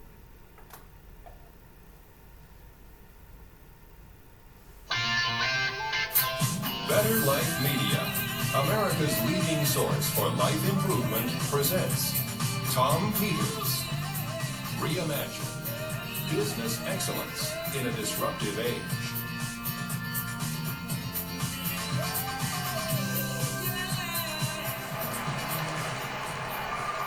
Well, a lot of stuff I want to talk about. Reimagine. Reimagine to me is a very big word. It's the title of my most recent book. And actually, I came up with the title, stealing it like most things in life, about 2 years ago, not right after, but several months after 9/11. There was a special edition of the Sunday Times Magazine, New York Sunday Times Magazine, about the rebuilding of Lower Manhattan. And it said, don't rebuild, reimagine. And to me, that's the difference is, maybe it's subtle, but to me it's subtle like a freight train coming at you at 100 miles an hour. The reimagination imperative, a passion for passion. Writing a book is a walk in the park. Choosing the epigraph for a book is difficult. You got to find 10 words, written or spoken by somebody else, that perfectly capture what you've been thinking about for the last 5 years. And I was happy with this pair. Uncertainty is the only thing to be sure of. Anthony Mew, head of investment in Asia, Citigroup Asset Management. My favorite of the lot, however, is this second one from the recently retired Chief of Staff of the United States Army, Eric Shinseki. If you don't like change, you're going to like irrelevance even less. And once again, I think it is an accurate and a practical statement. Context, a perfect storm. It is a perfect storm. Jobs, technology, globalization, and security, everything is up for grabs. I am not kidding. I am not using speaker's hyperbole. There are no experts. The fabulous news for all of us is there are no experts. They're winging it in the Defense Department, they're winging it in the corporate boardrooms, and all of us are winging it with our careers. And so fundamentally, the secret, which I'll talk about, is, as my old man said to me 40 years ago, don't just stand there, do something. Jobs. Headlines like this have almost become commonplace. University of California, Berkeley study last November, 14 million service jobs are in danger of being shipped offshore. I found this just 2 days ago in the New York Times from the columnist and op-ed writer Tom Friedman, and I loved it even though it terrifies me. When I was growing up, my parents used to say to me, "Finish your dinner. People in China are starving." I, by contrast, find myself wanting to say to my daughters, "Finish your homework. People in China and India are starving for your job." And I note the absence of laughter for the appropriate reasons. And if it's not offshoring, it's the technology. Every one of us in this room, including myself, can be replaced by a $299.95 microprocessor. Jeffrey Immelt took over as Chief Executive Officer of General Electric about 2 years ago. First public interview he gave, he said 75% of admin, back office, finance jobs at GE, a 350,000 person company, will be digitalized, which is a genteel word for disappeared, over the course of the next 36 months. Now, I've been running around the country saying that 75 to 95% of white-collar jobs would in fact be reconfigured beyond recognition or disappear in 15 years, and they called me a lunatic, but I'm only a consultant. Immelt's in the real world is the boss of GE, and he says the same thing, only he says 36 months. And then the world of security. Robert Cooper is an advisor to Tony Blair, and Mr. Cooper said in an interesting book called The Breaking of Nations, "This is a dangerous world, and it is going to become more dangerous. We may not be interested in chaos, but chaos is interested in us." Now, why in the midst of this 1 hour presentation have I devoted the first 6 or 7 minutes to background? Because in my opinion, you can't talk about the practical stuff unless you talk about the context in which it is embedded. This is not your father's world. Heaven alone knows it's not my father's world. My father worked for 41 years for the Baltimore Gas and Electric Company. Same building, same floor, same office, 41 years in a row. He thought I was a lunatic when I took my second job at about the age of 30. And now, fundamentally, if you stay on a job more than 3 years, they say, "What, she ain't got no entrepreneurial spirit? What's wrong with her?" Biases and purposes. I usually have too many slides, and so I never get around to the conclusion, so I've come to the conclusion that I need to put the conclusion first. Anytime a speaker, particularly an ancient and elderly one like myself, comes to talk to any group of human beings, the reality is we are not unbiased researchers and observers. We are carrying tons of biases. And this is mine, as spoken by somebody else. The first reviewer of my new book last October, Fast Company magazine, said, "In Tom's world, it's always better to try a swan dive and deliver a colossal belly flop than to step timidly off the board while holding your nose." Fundamentally, I have spent 3.5 decades of my life devoted to one and only one idea, and that idea is business is not drab, dry, dreary, by the numbers. It is energetic, it's about passion, it's about creativity, it's about service, it's about growth, and so on and so forth, and the numbers are fine. I love profit. I don't even love profit, I love obscene profit. Because if profit is obscene, guess what you can do? Hire the world's most fantastic people and take the most extraordinary and interesting risks known to humankind. Now, you've seen this on t-shirts, you've seen it on posters, you've seen it on cards in stores, and I don't care if you've seen it 18,000 times. This is 18,001, because it deserves to be repeated. Michelangelo, the greatest danger for most of us is not that our aim is too high and that we miss it, but that it is too low and we reach it. It is a failure of imagination that trips most of us up, not a failure to reach some finish line. Now look, I'm average at a lot of things, and I'm below average at a lot of things, okay? But I do not wake up in the morning and say to my wife or somebody like that, "Have an average day, honey." I mean, the notion of aspiring to an average day, whether you are a housekeeper or a software designer or a chief financial officer, makes me want to barf.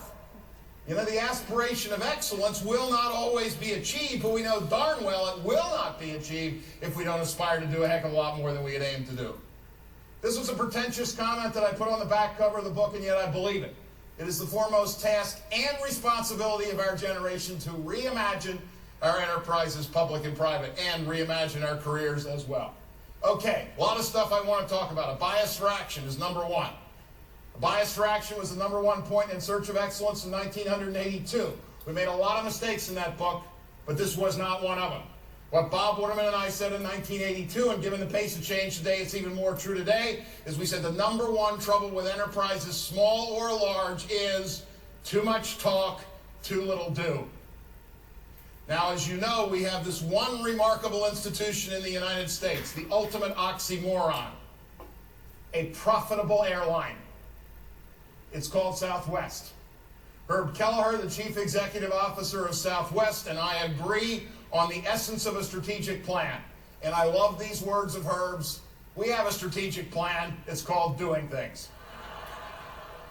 And literally, as I said, it was number one on my list 22 years ago. It's number one on my list today. Fail, forward, fast. No screw-ups, no learning.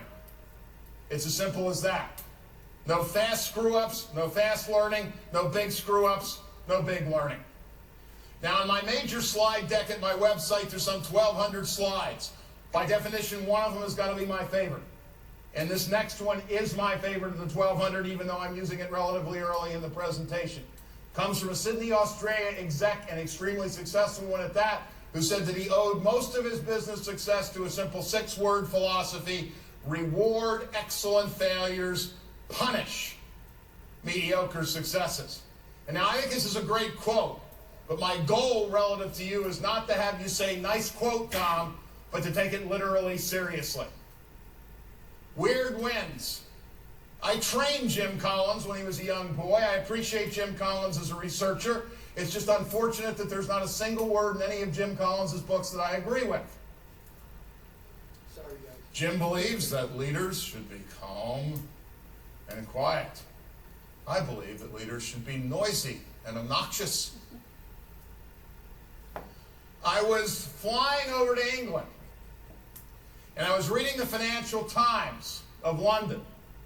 And Jim had just been interviewed on the Good to Great book, and he said, quiet, workmanlike, stoic leaders bring about the big transformations.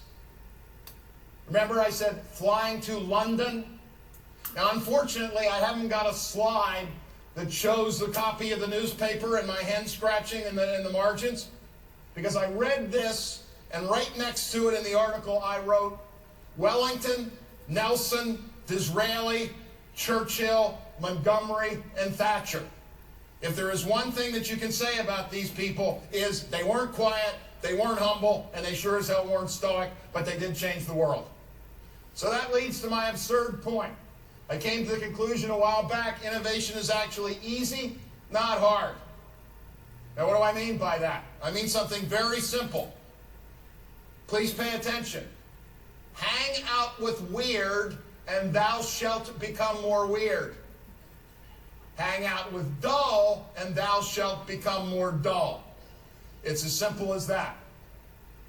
Now, I had this brilliant flash, and I thought it was one of the most original things I had ever thought in my entire life, which, of course, is why I was a little bit nonplussed when I discovered that somebody had already written a book about it 5 years before.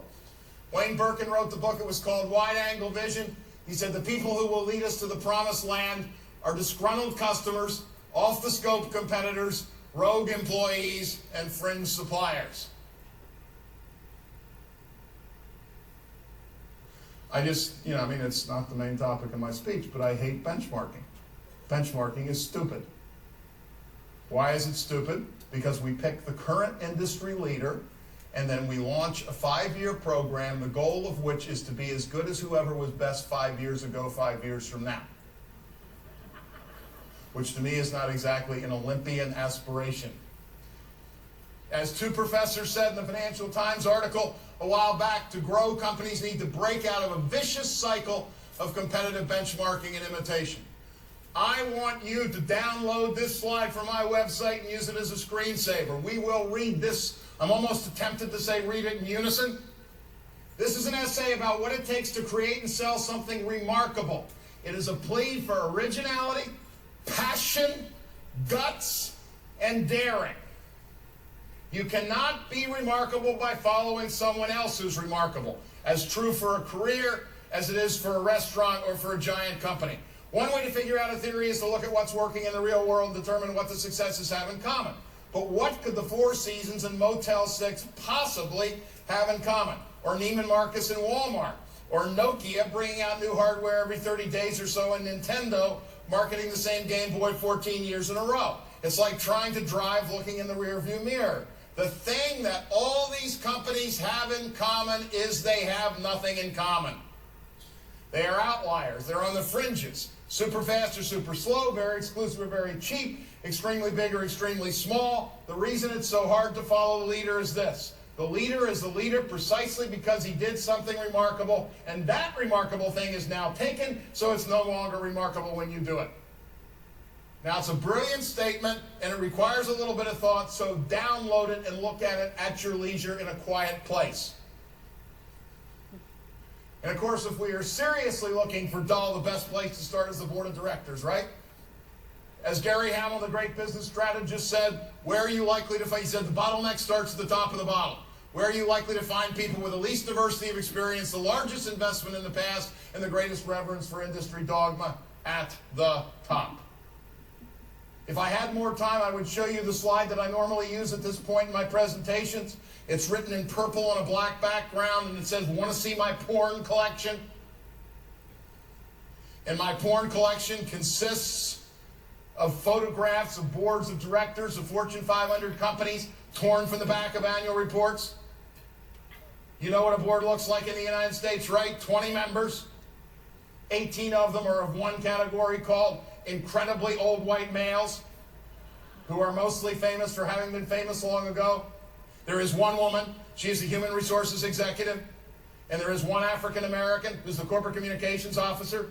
Some companies flip the African American and the woman. Some companies try to get away with it on the cheap and hire an African American woman so they don't have to go all the way to 2.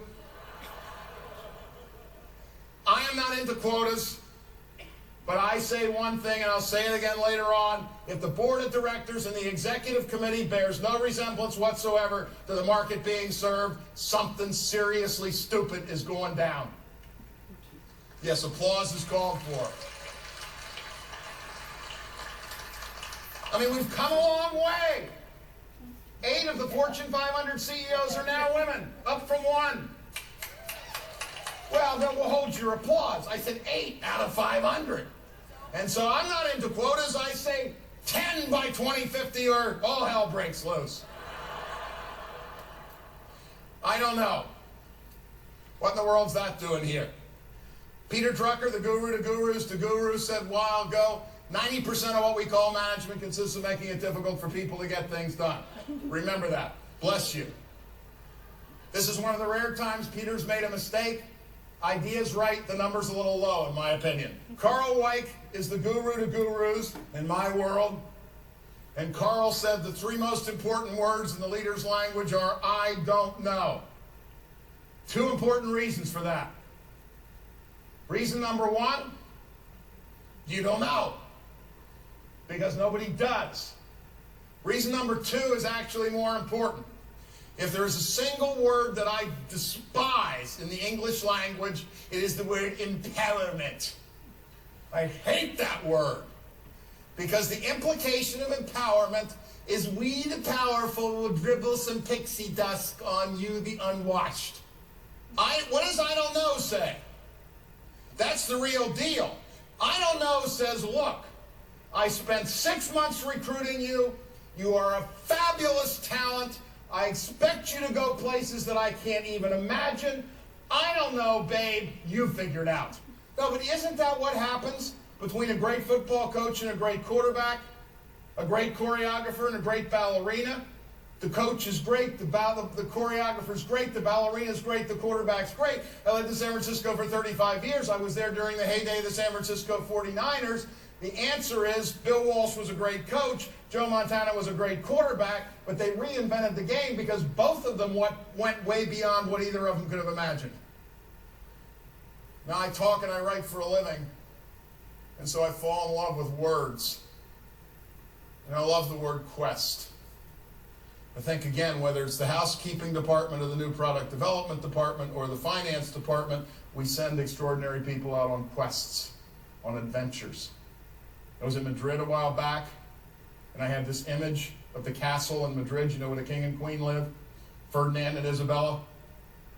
And one morning, Ferd wakes up first, turns to Izzy, says, Izzy, I want you to come into the crown room this morning. We got this crazy Italian coming. Chris Columbus is his name. And so Izzy and Ferdinand come in and they got all the hats on and all that kind of stuff.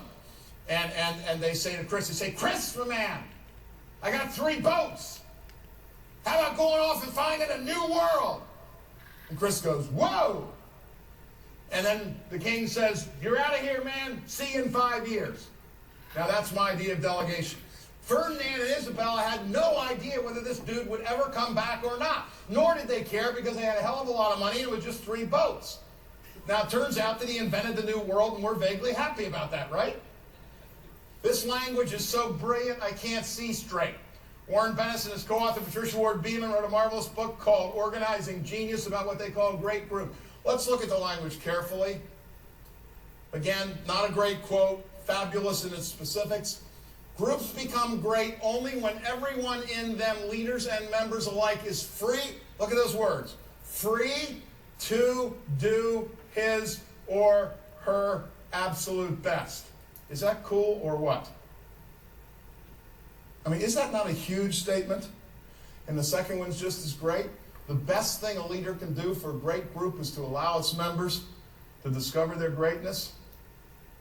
And you see, I'm a fanatic about this because I think it's as true for a 48-person housekeeping department as it is for a 48-person new product development team. Because we all know in the world of hospitality, the housekeepers have more customer contact than any group of human beings. And when I run my 48-person housekeeping department, which happens to be the same number of people who are on an active duty National Football League roster, I'm going to say to them, I'm going to walk into that group of people. Nobody ever pays attention to housekeepers. And I'm going to say to them at that first meeting, I'm going to say, when I look at you all, what I see is the Oakland Raiders of housekeeping. Because I do. Right? I mean, why the hell not? I mean, what does a professional football team do? 48 shockingly oversized males push an inflated pig bladder up and down 100 yards worth of fake grass 16 Sundays in a row. Now, by comparison, housekeeping is seriously cool, and football is a bunch of crap, even though I'm a great football fan. It's obvious, isn't it? The brand is the talent. And let's stick with that sports analogy. The answer is you can spend $450 million on a stadium, but if over a 10-year period, the player talent's no good and there are more losses than there are wins, there are going to be a lot more empty seats than there are full ones, right? No matter how good the marketing is, no matter how beautiful the stadium is. The brand is the talent. Bennis and Biederman again. The leaders of great groups love talent and know where to find it. They revel in the talent of others. Only in the stupid world of business and government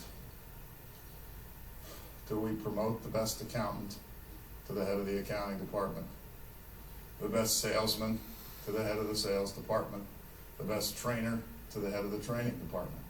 You don't do that in sports, right?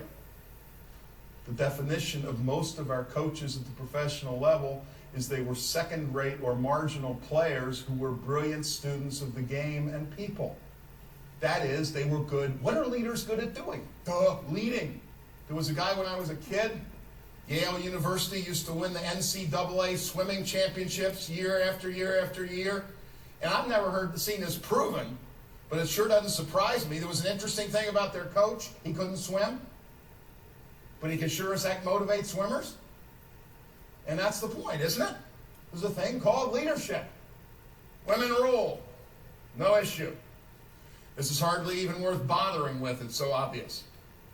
Business Week magazine, in a special section, said, as leaders, women rule. New studies find that female managers outshine their male counterparts in almost every measure.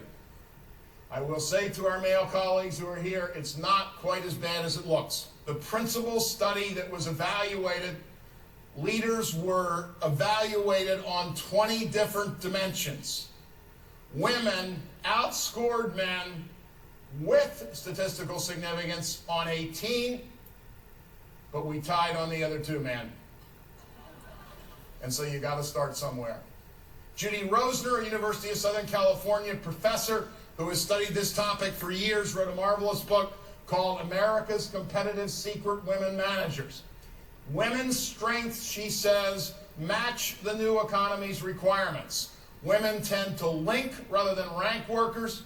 favor an interactive, collaborative leadership style, believing that empowerment beats top-down decision-making, sustain fruitful collaborations, are comfortable with sharing information, see redistribution of power as victory, not surrender, favor multi-dimensional feedback, value technical and interpersonal skills, individual and group contributions equally, readily accept ambiguity, honor intuition as well as pure rationality, are inherently flexible, and appreciate cultural diversity. Ain't a bad list, is it? Now, I'm not arguing to my male colleagues that we are all total schmoes on all of these dimensions, nor that women are geniuses on all of these dimensions. What I am saying, as a statistician would say, is that there is something called a central tendency. And women are more likely to have these attributes than males are, and it is a set of attributes that matches the economy. Look, back to my old man and that 41 years in the same office, right? In the world of the past, things were stable, and stable hierarchies are brilliant devices for controlling things in stable environments. Right? It used to be that when you were on a project team, it was with the same 17 people you'd worked for the last 17 years. Now, if you're on a 17-person project team, whether it's finance or whether it's new products, the odds are the 17 people work for 14 different companies, come from 3 different continents and 11 different countries. And the ability to issue an order and have anybody listen is approximately 0 with no rounding error. And it takes a different set of traits. But at least we're Americans and we can be proud of how well we do on this women's thing. Marie Wilson, in an article called Closing the Leadership Gap, in a very scholarly magazine called Foreign Affairs, internationally, the United States ranked 60th in women's leadership, behind Sierra Leone, but we tied with Andorra. I mean, that's pretty damned awful, isn't it? Now, there is a little bit of good news, I would say. Large numbers of women in the United States in particular, as many of you in this room know better than I, have continued to see their heads smashed into glass and stronger material ceilings. But starting 10 or 15 or 20 years ago, women almost as one in this country rose up and said, "Go to hell, I never wanted to run a steel mill anyway." And so women are now starting their own businesses at a rate that exceeds men by a factor of 7. For every new male-started business, there are 7 women-started businesses. Net result at this stage of the game in this country, most underreported business story in the nation, there are 10.1 million women-owned businesses in the United States, employing 28 million of our fellow Americans and bringing in $3.6 trillion in revenue, meaning, and you could win a couple of beers at the bar on this one, the revenue from American women-owned businesses is larger than the gross domestic product of Germany. Now that is fabulous. Educate for a creative society. I'm not sure I can do this, because every time I talk about education, I just want to stand in front of you and weep, because it's so pathetic what we do. We live in a world that begs for creativity, and what do? When the 9-year-old boy gets out of his seat inappropriately in the 4th grade, we send him to the school nurse and say, "Dose the lad with Ritalin from now until death." Jordan Ian wrote a marvelous book on creativity called Aha. He tells a story that's repeated, alas, 1,000,000 times a day in this country while school is in session.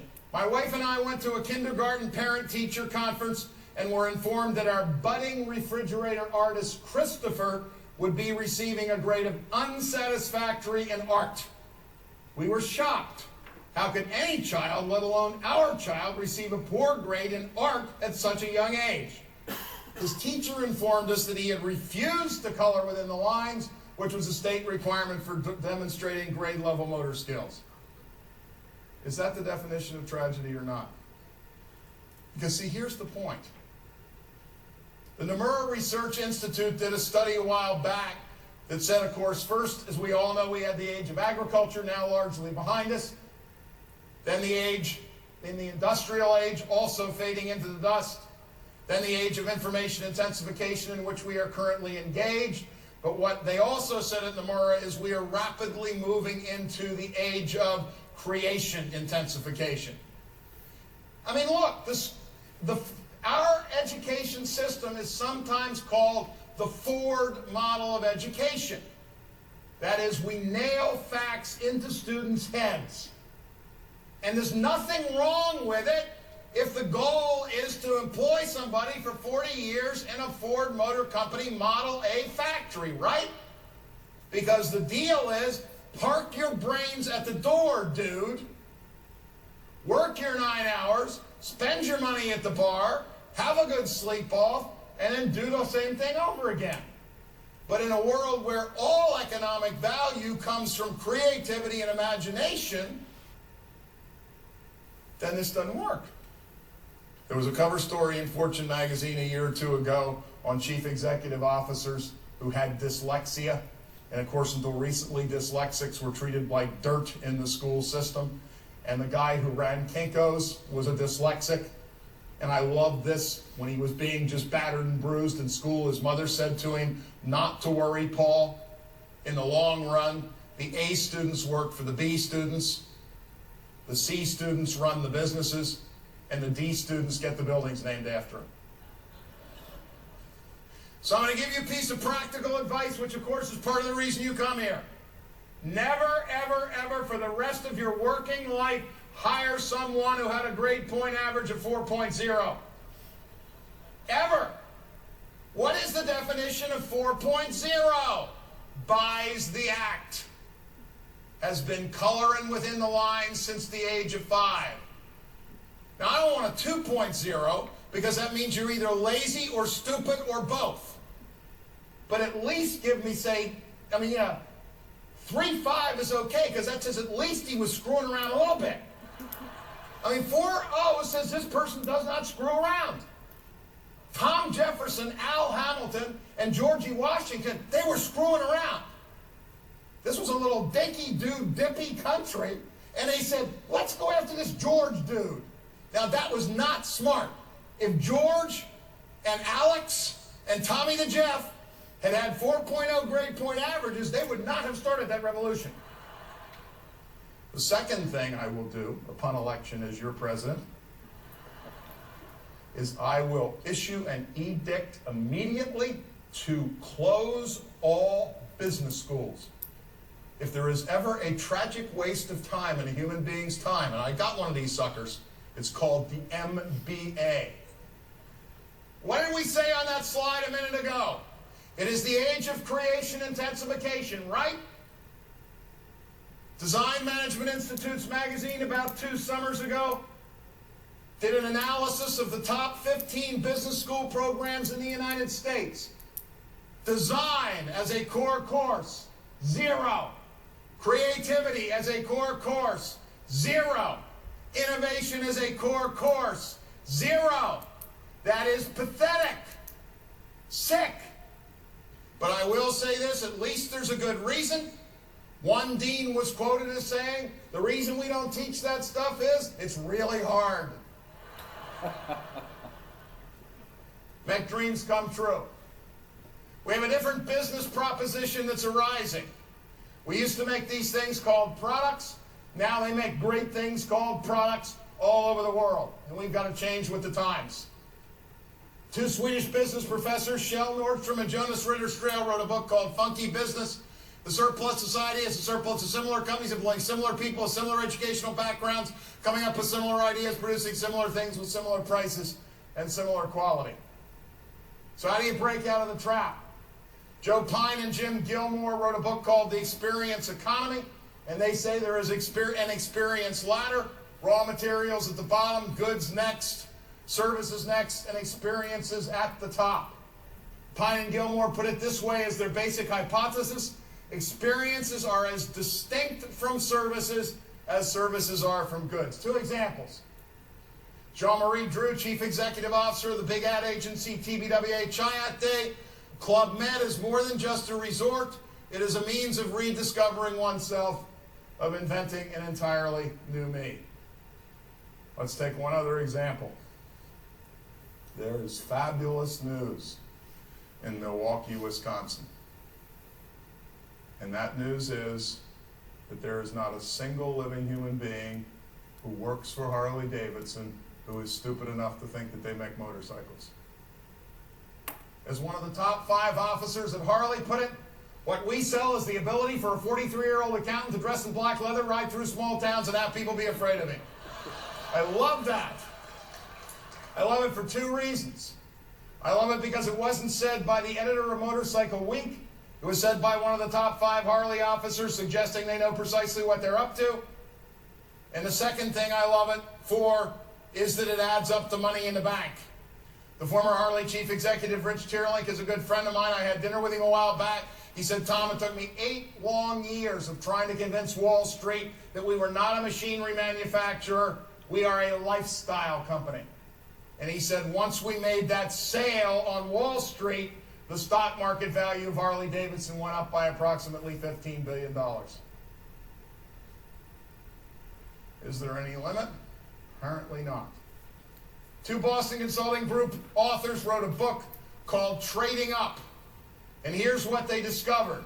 Whether you own a Mercedes or whether you own a Hyundai, more and more people are spending large sums of money buying things they don't care about at the Walmarts of the world. But what they do care about, whether they're driving a Mercedes or a Hyundai, they want to buy, this is incredible.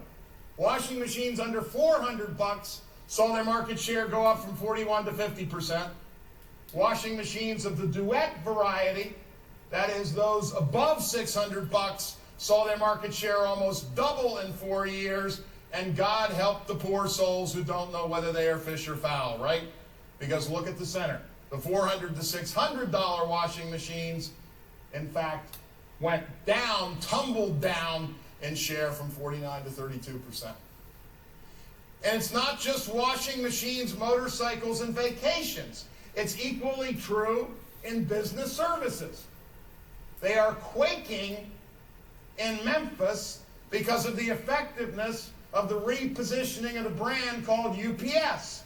UPS wants you to forget the truck. They want you to dial 1-800-UPS, and you will never have another supply chain worry as long as you live. They have become a salesperson of experience, not 70,000 brown trucks driven by guys wearing brown shorts. And then you notch it up to what one fellow, Jean-Luigi Longinati Buttoni, former chief executive officer of Ferrari North America, calls dream marketing. He coined this nasty term called dreamketing, but it's a lovely idea. Dream marketing, touching the client's dreams, again, from washing machines in the consumer goods world to UPS in the business services world. The art of telling stories and entertaining, promoting the dream, not the product. Build the brand around the main dream, build the buzz, build the hype, build the cult. And so I'm therefore left with a revision of Mr. Pine and Mr. Gilmore's ladder. And once again, whether you are selling business services, even as an internal chief financial officer of a $30 million company, we start with raw materials, we go to goods, we go to services, we go to experiences, and at the top is dream fulfillment. In a new economy where 14 million service jobs are going offshore and microprocessors will replace virtually all the rest of us, we have got to figure something out to do for a living. In the next 7 minutes, I'm going to give you the greatest opportunity you've ever heard in your lifetime. Now, that's the kind of crap that should not come from people on stages, and my only excuse is it's true. We get our MBAs and we learn how to micro-segment a market so we can figure out how to sell a product to 15-and-a-half-year-old left-handed girls from cities above 5,000 in population. There are 2 giant markets which are underserved. One of them is called women. And the other one, which frankly even interests me more, is called shockingly old people like moi. Women are interesting. They buy everything, and companies pay no attention to them. Why? Because they're all run by men. Duh. Women. These are statistics collected from the United States, the United Kingdom, Australia, New Zealand, and Canada. This is the answer. You tell me what the question is. I'll tell you what it is ahead of time. What are the share of purchasing decisions in these arenas made by women?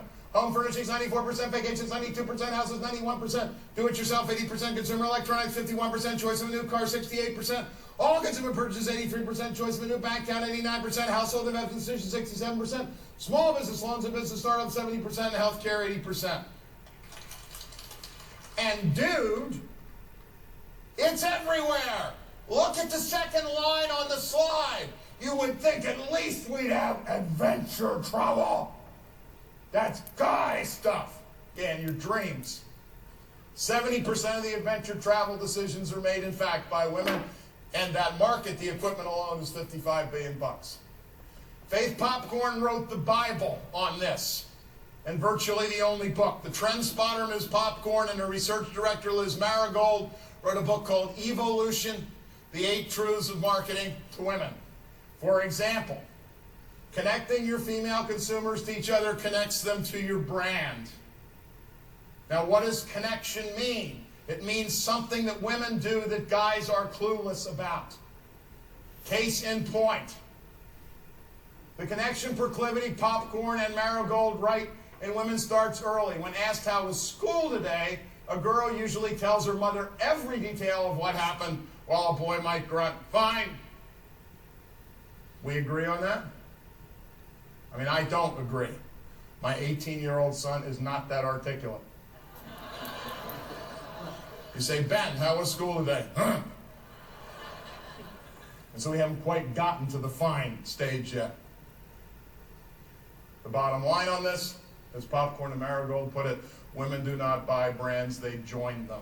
Everything is about connection. Boomers and geezers. 80 million boomers in this country. That is those born between 46 and 64. We do not have the money.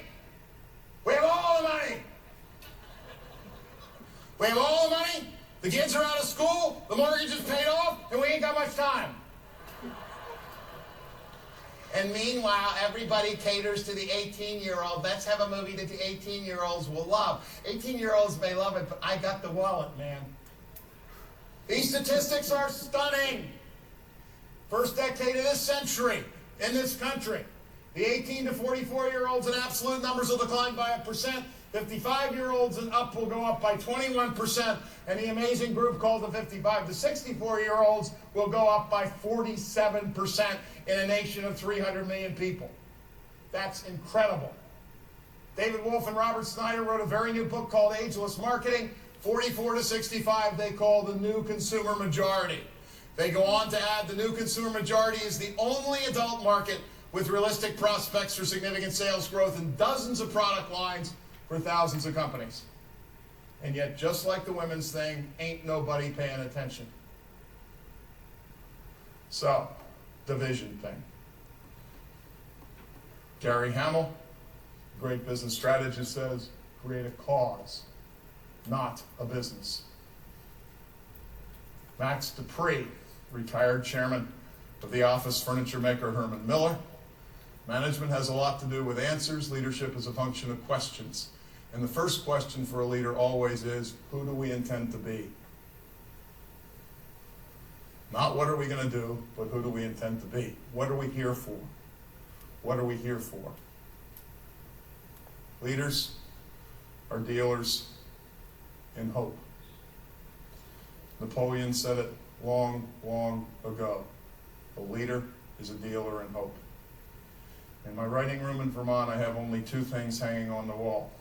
A Life magazine cover of Franklin Delano Roosevelt in 1933, and a Life magazine cover of Winston Churchill in 1940. Churchill was a lousy military strategist. Roosevelt was a lousy economist. But Roosevelt gave 150 million Americans hope during the Great Depression. And Churchill gave 60 million Brits hope during the Battle of Britain. Hackneyed but true. Leaders see cups as half full. The great advertising man David Ogilvy said years ago, and this is pretty strong language, he said, fire the merchants of doom and gloom. One sour person can pollute the 100-person organization. The leader is not the person who can add the fastest or make the sale the best or do the best training. The leader is the person who inspires us, who sends us on quests to places that we had never imagined. You must care. Sarah Lawrence Lightfoot is a Harvard professor of sociology, half African American, half Native American. She wrote a marvelous book with a single word title called Respect. It was much later that I realized Dad's secret. He gained respect by giving it. He talked and listened to the fourth grade kids in Spring Valley who shined his shoes the same way he talked and listened to a bishop or a college president. He was seriously interested in who you were and what you had to say. We've all waited 6 months for the meeting with Mr. Big, and we get into the room with him with that 5 minutes that we've got, and he looks at us and he doesn't see us. He's looking over his shoulder at the next person, or his eyes are glazed. The definition of excellence in leadership is the person who, even if it's only for 30 seconds, is completely there for you. Now, a lot of us stand on these podiums and we charge a lot of money and we do our best to make life as complicated as we can.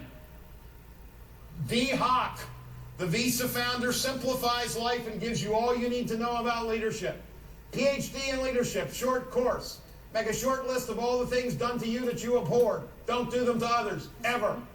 Make another list of things done to you that you loved. Do them to others, always. That's about 99% of what you need to know. If it made you madder than hell when you were an unempowered 23-year-old person, then as a 33-year-old manager, don't do it to somebody else, man. And if you follow that rule, you're about 98% of the way home. Let me conclude with some parting words. A member of the press asked me to summarize what I've learned in the last 30 years in 2 minutes, and I was stupid enough to take the bait. And so this is my summary. Successful businesses, dozen truths. Tom Peters' 30-year perspective. Insanely great and quirky talent. Disrespect for tradition. Totally passionate to the point of irrationality, belief in what we are here to do. Utter disbelief at the BS that marks normal industry behavior. A maniacal bias for execution and utter contempt for those who don't get it. Speed demons. Up or out, meritocracy is thy name, sycophancy is thy scourge, that is, suck-ups die. Passionate hatred of bureaucracy, willingness to lead the customer and take the heat associated therewith, mantra, Satan invented focus groups to derail true believers. Number 10, we covered it before, reward excellent failures, punish mediocre successes, courage to stand alone in one's record of accomplishment against all the forces of conventional wisdom, and a crystal clear understanding of the power of a good story, which is sometimes called brand power. And my favorite list of all comes from the utterly, totally, completely cockeyed, insane billionaire Richard Branson, the founder of the Virgin Group. Branson's list: follow your passions, keep it simple, get the best people to help you, recreate yourself, and play. And if we read that slide by Dee Hock and we read this slide by Richard Branson, we'll probably have a pretty good life. That would be my guess. I am here to offer a challenge. The world of our 6-person department, our 1-person career, our Army, our Navy, our Air Force, the Department of Transportation, and our schools desperately needs reimagining. It needs people who dream in Technicolor. It needs people with guts. I am a wild-eyed optimist. I am scared to death of the technology change. I am scared to death of the security considerations that face us. But the thing I would be most scared of, personally, would be spending 41 years in the same desk in the same office building like my old man did. You're on your own. You got to make it up as you go along. But if you've got the passion and you've got the commitment and you've got the care, and if you dream in Technicolor, I suspect you're going to have at least an exciting life and probably a successful one. God bless.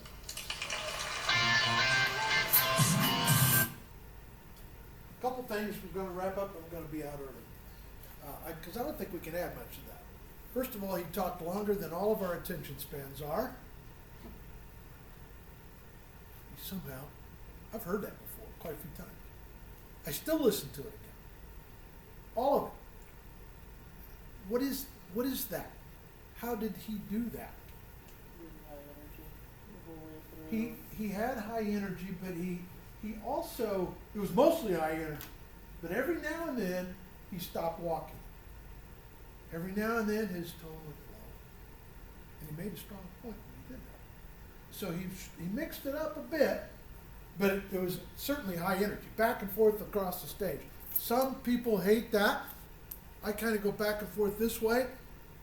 People don't like you to disappear off the camera if you're televising or telecasting something, so try to stay in that range, but it sends, you gotta, if you're gonna watch the voice, the sound, we tend to follow and track voices, so as he walked across the stage, we tracked him, we stayed with him, we watched him. It worked for him. It may not work for you, it may not work for us as an audience. It's a pro and con to way. What else did you notice? It was loud. He used plenty of volume and he was mic'd really well. So we didn't have to strain to hear his words. That's important from the speaking point of view. If the technology doesn't back you up, you've got a problem. If they can't hear you well in the back of the room, don't go ahead and talk anyway. I've moved to the middle of the room before. Say, all right, turn your chairs, turn your desk, whatever it is, because the PA system's not working. And that's not ideal. You might be better off to bag it. If you're being paid to be there, you gotta be there anyway, I guess. But that volume is important. If we've got a soft voice, understand that we have a soft voice, and that's a problem getting our point across. We may need to amplify it in some way. This room, we don't have that option. So be aware that you might need to project a little bit more without shouting. Shouting is probably not necessary. What else did you notice? What did he have to say? It was fast-paced, keep your attention. It was fast-paced. Move to the next slide pretty quick. He did. He moved along. And when he talked about the slide decks that he has on his webpage, they're real. Go to his webpage if you haven't ever been there before. TomPeters.com is probably it. I don't remember if that's it or not. Look him up. Go to his webpage. And on his webpage, he's got a lot of slideshows you can download. Now, that slideshow is not going to do you any good unless you heard what he had to say. The quotes are valuable. You can read the quotes, but that 10, 25, 6.3 slide, you don't know what that is. You got to listen. Oh, that's women-owned businesses. They're $6.3 billion or something. Trillion. I don't know what it was. It was a big number. Yes. He was very non-artistic with his slides. They were just red and green. No graphics. Yeah, zero. No graphics on his slide. Now, if I'd have told you that before you saw it, you'd go, that you can't do that. I mean, I'm looking at it going, I could jazz that slide up a lot. But he believes that he has something to say, and he doesn't want to distract you with that. So that's point counterpoint. If you got nothing to say, put some of the graphics together. Maybe that'll. He could have put graphics on everything, and he did not on anything. Zero graphics. He works at Desk Gold. Did he read any slides? That was one of them He read many of his slides. But let me back up for a second. Most of them weren't his slides. When I said, what did he have to say? What he had to say was a compilation of what 100 experts had to say. He quoted this, quoted that. Michelangelo. He didn't say, well, here's what I read about an ancient artist. He said who it was. He credited. Almost every slide that he had a credit for somebody that said it. So what's the value of that convention? Somebody else said it, so I must believe it. I tend to believe more that's quoted of somebody else that's considered an expert. And who considers them an expert? He just said they were. A bunch of those people I'd never heard of, right? But he would say them in some context so that you better believe that. I mean, he did name some that we all know, but he named a bunch of them that we don't know, but he named them as an authority. So it became not his speech. It was a logical conclusion that you had to draw from what a whole bunch of experts have said, which that's interesting. You can do the same thing. You can make your point when in fact it really is your point, but if you quote enough experts that say this thing and they tell the story for you, there's no arguing with you. I got to argue with all those people he quoted. I can't do that, so I tend to have to accept what he's saying. There must be something there. And by the way, I do. There is something there. Women buy everything. If your company isn't geared in that direction and thinking in that direction, get there. I remember Ford, when I was interfacing a little with their engineering team in the era when the Taurus was a car. Y'all remember Ford Taurus? It was a huge car, the best-selling car in the world for a minute. Cops used them. I mean, they were used for everything. Ford Taurus. What happened? You know, how do you lose a car that was that iconic? Whether you liked them or not, they just sold the heck out of them all over the world. But I remember the Ford engineering team. I was doing some stuff with Deutsche Aerospace, actually, which is Mercedes-Benz, and the Mercedes design teams were in a series of meetings with other automotive design teams.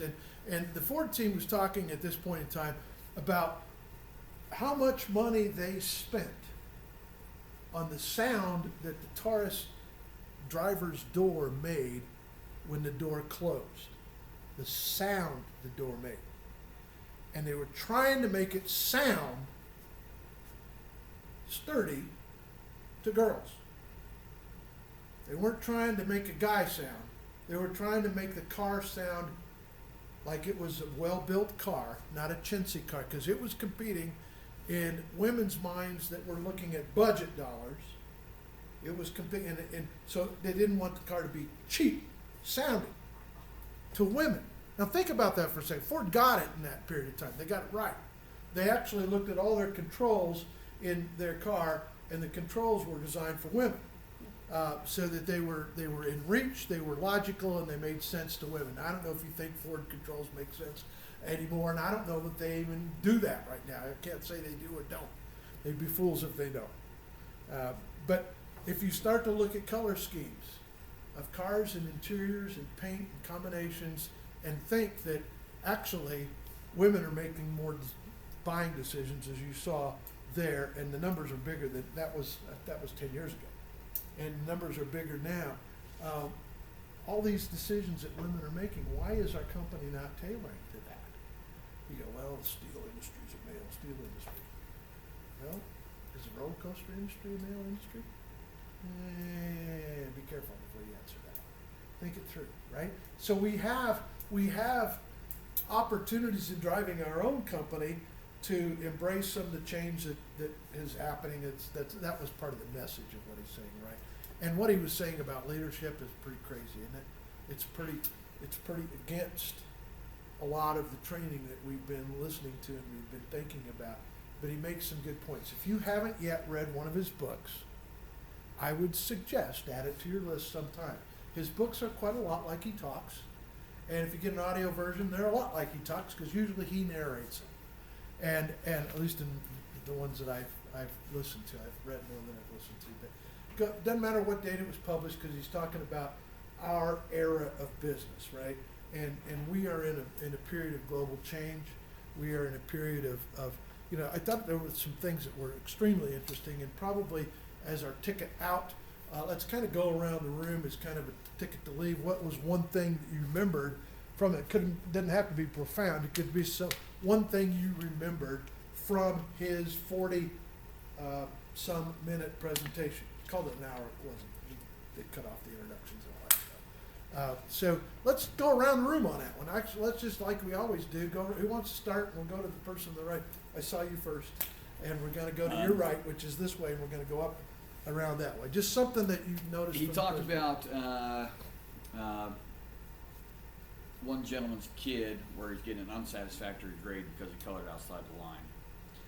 A while ago, I heard a story about how a child was an amazing artist, fantastic artist. Then they went to school and they forgot how to draw because the teachers told them you have to draw this bird a certain way. And before that, he was drawing these amazing pictures. The birds were his favorite things to draw. But after he went to school, he could only draw a bird one way. And it just completely killed his creativity. Wow. That's what I was going to say. Well done. That's what I was trying to go for. You got a minute to think of another one. What's something that struck you? So I thought it was interesting that like majority, you said it, majority of people that buy things are women, and then also the how 55 to 64-year-olds are now a huge part of the market. Like it's gone up. What was it? I think it was like 44%, and 18 to 44 are going down, -1%. I thought that was kind of interesting. I was gonna say kind of the same thing as he did a little bit, because I don't know. In my notes, I always just do kind of doodles. Everywhere I go, I always do doodles. So I think whenever he said that, I'm like, oh wow, yeah. Like I've always, everything that I write on, I kind of just scribble on or do whatever. Yeah. I want to address that for just 1 second because it's a side note, because this is something that many of us try not to doodle, and the issue of kinesthetic learning and kinesthetic tendencies is kinesthetic people are good at having their kinesthesiology is a study of of nerve traffic in the body, and so kinesiologist is an MD, studies your muscle movement and bodybuilding and how you develop muscles and strength and that kind of stuff. But it's all about muscles moving and our nerves driving our muscles to move. And so those of us, and about a third of people, are almost purely kinesthetic. When we go to school or we come to a class like this, we're told to sit down, shut up, and face the front. Put your hands on your desk, and when it looks like we're doodling, looks like we're not paying attention. And that is not the fact. When we are doodling, if we have kinesthetic tendencies in us, when we are doodling, our brain is open. It's when I'm not doodling that I'm shut down. So when it looks like I'm paying attention, I am not. And when it looks like I am not paying attention, I am. And that's a third of people alive. So those of you that want to doodle, this class, you're fine to doodle. Because I get it. I understand that that's when you're listening. That's when we're plugged in. That's when we're creating in our brain. And our muscle, some muscle is moving, and it's leaving our brain to process at that point. So what a shame when it's shut down, right? And that's one of the points. What's something that you remember? One where he said, don't ever hire somebody that was 4.0 or average. I just think that's funny because I have a friend who's in school and he's always held himself to the highest demand 4.0. And I stay between 3 and 3.5. And he's always told me, no, it's not going to work out for you if you don't just keep going. He scores the same score on ACT. So I was like, So I heard it in school. I learned it in school. Don't go for that 4.0. Actually, what you heard him say, he said the 4.0 is the A people hire the B people, and they run a company that is managed by C grades, and the D's are name on the building, right? That's kind of funny. And I think we can think of a bunch of examples, of people that did not, Steve Jobs dropped out of college, you got people like that just, are brilliant, didn't need college, is going to slow them down. What's something that struck you? Well, I was going to say what he said. I guess I'll just kind of elaborate. I was in ROTC Alfred High School, and all of the kids that are in leadership within the program, it's basically all cadet run. The adults just do the legal stuff. All of the kids that were actually in high positions in leadership had lower grade point GPA. Like, it's the good leaders were the ones that weren't like perfect. And there's this specific kid, I don't know if we're talking about the same kid, but there's this kid in ROTC who's super by the books, perfect child, like went and got his private pilot's license, which is great, but he is a terrible leader. He is so cocky and so like no one likes him, and not even the instructors like him. He didn't make leadership this year because last year he made leadership. He's terrible. What an interesting observation, the disconnect between IQ or grade, not IQ, grades. And I'm not gonna, take a stand one way or the other. There's some, But what he said is that if you got all A's, you don't ever screw around. And what he's saying is get people that are willing to screw around on your leadership team, because that's where you get creative. That's where you get new ideas, you get brilliance really from that. What's something that struck you? I can't remember if it was either a quote he was showing or something he said, but it was how he said women don't buy brands, they join them. Oh yeah. And just thinking of like, use my mom example, like the same brand of hair care products, as long as I can remember, the same brands of food, same brands of cars, anything like that. Joined the brand? Yeah. Interesting. What's something you thought of? The quote that he said that Napoleon said that leaders are dealers of hope. Yeah. And pertaining to what we do in life as leaders and stuff like that, you have to give hope to your employees, your comrades, your friends and stuff like that, to just help them grow. That really may be one of the more profound statements that they made there, that, that creating a compelling future, that hope for everyone. That's very, very interesting. Josie? I really liked how he talked about like hiring crazy and like hiring people that think a very different way than you do. Because I don't know about you, but I don't enjoy working with splitters. Like it can get really boring and really repetitive and talking about the weather over and over again. But I like to hire crazy. Hire the crazies. Brett? You said reward, reward excellent failure and then punish mediocre success. Mediocre success, yeah. So doing like property management in apartments, if we do something, we mess it up, we can kind of fix the drywall or do so so we'll try to come up with something random. So when someone wants to come up with a new idea and it doesn't work, or if it does, I'm more happy that they're trying something new versus we come across this problem and we're told we just fix this problem this way. So we can try something else, and sometimes it doesn't work, and sometimes it does, but it makes it better that we're trying something new. It's cool. Reward failure, punish mediocre success. That's pretty backwards style, right? It was like chaos. It's like we took common sense and pointed out the stuff we're doing. We're doing benchmarks, teaching something for 5 years that we're going to do 5 years later when it's out. It's almost like software that's outdated by the time it's there. Yeah, it makes so much sense when you state it like that. You go, oh yeah, well you got us. Joelle. I liked that he showed the value of women in business because in our office, well, the way that was set up by my dad is that the women are that stays in this room, like the dumb monkeys in the company that anybody could replace, but us three girls that are in the front office see everybody that comes into that place. We talk to every phone call that comes in, and we've been there as long as anybody else, but I really don't think the value is there for us at all. So That's an indictment. That's a problem. And all of us see that around us, and that's a problem, especially in southern Utah. And it's not okay. It's just not okay. We don't pay women the same. We don't market to women. We underestimate the value of women in our businesses in all aspects. We don't have women on the boards of directors. All of these things are really fails on our part, and I'm hoping that we at some point. well, a lot of us are raising kids at the same time, so we're seriously multitasking.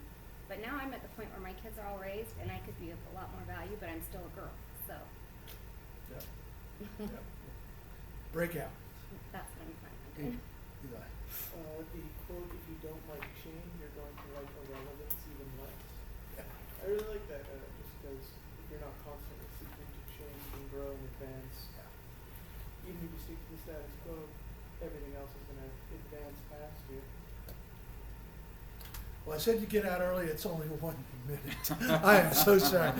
Have a great weekend. We'll see you.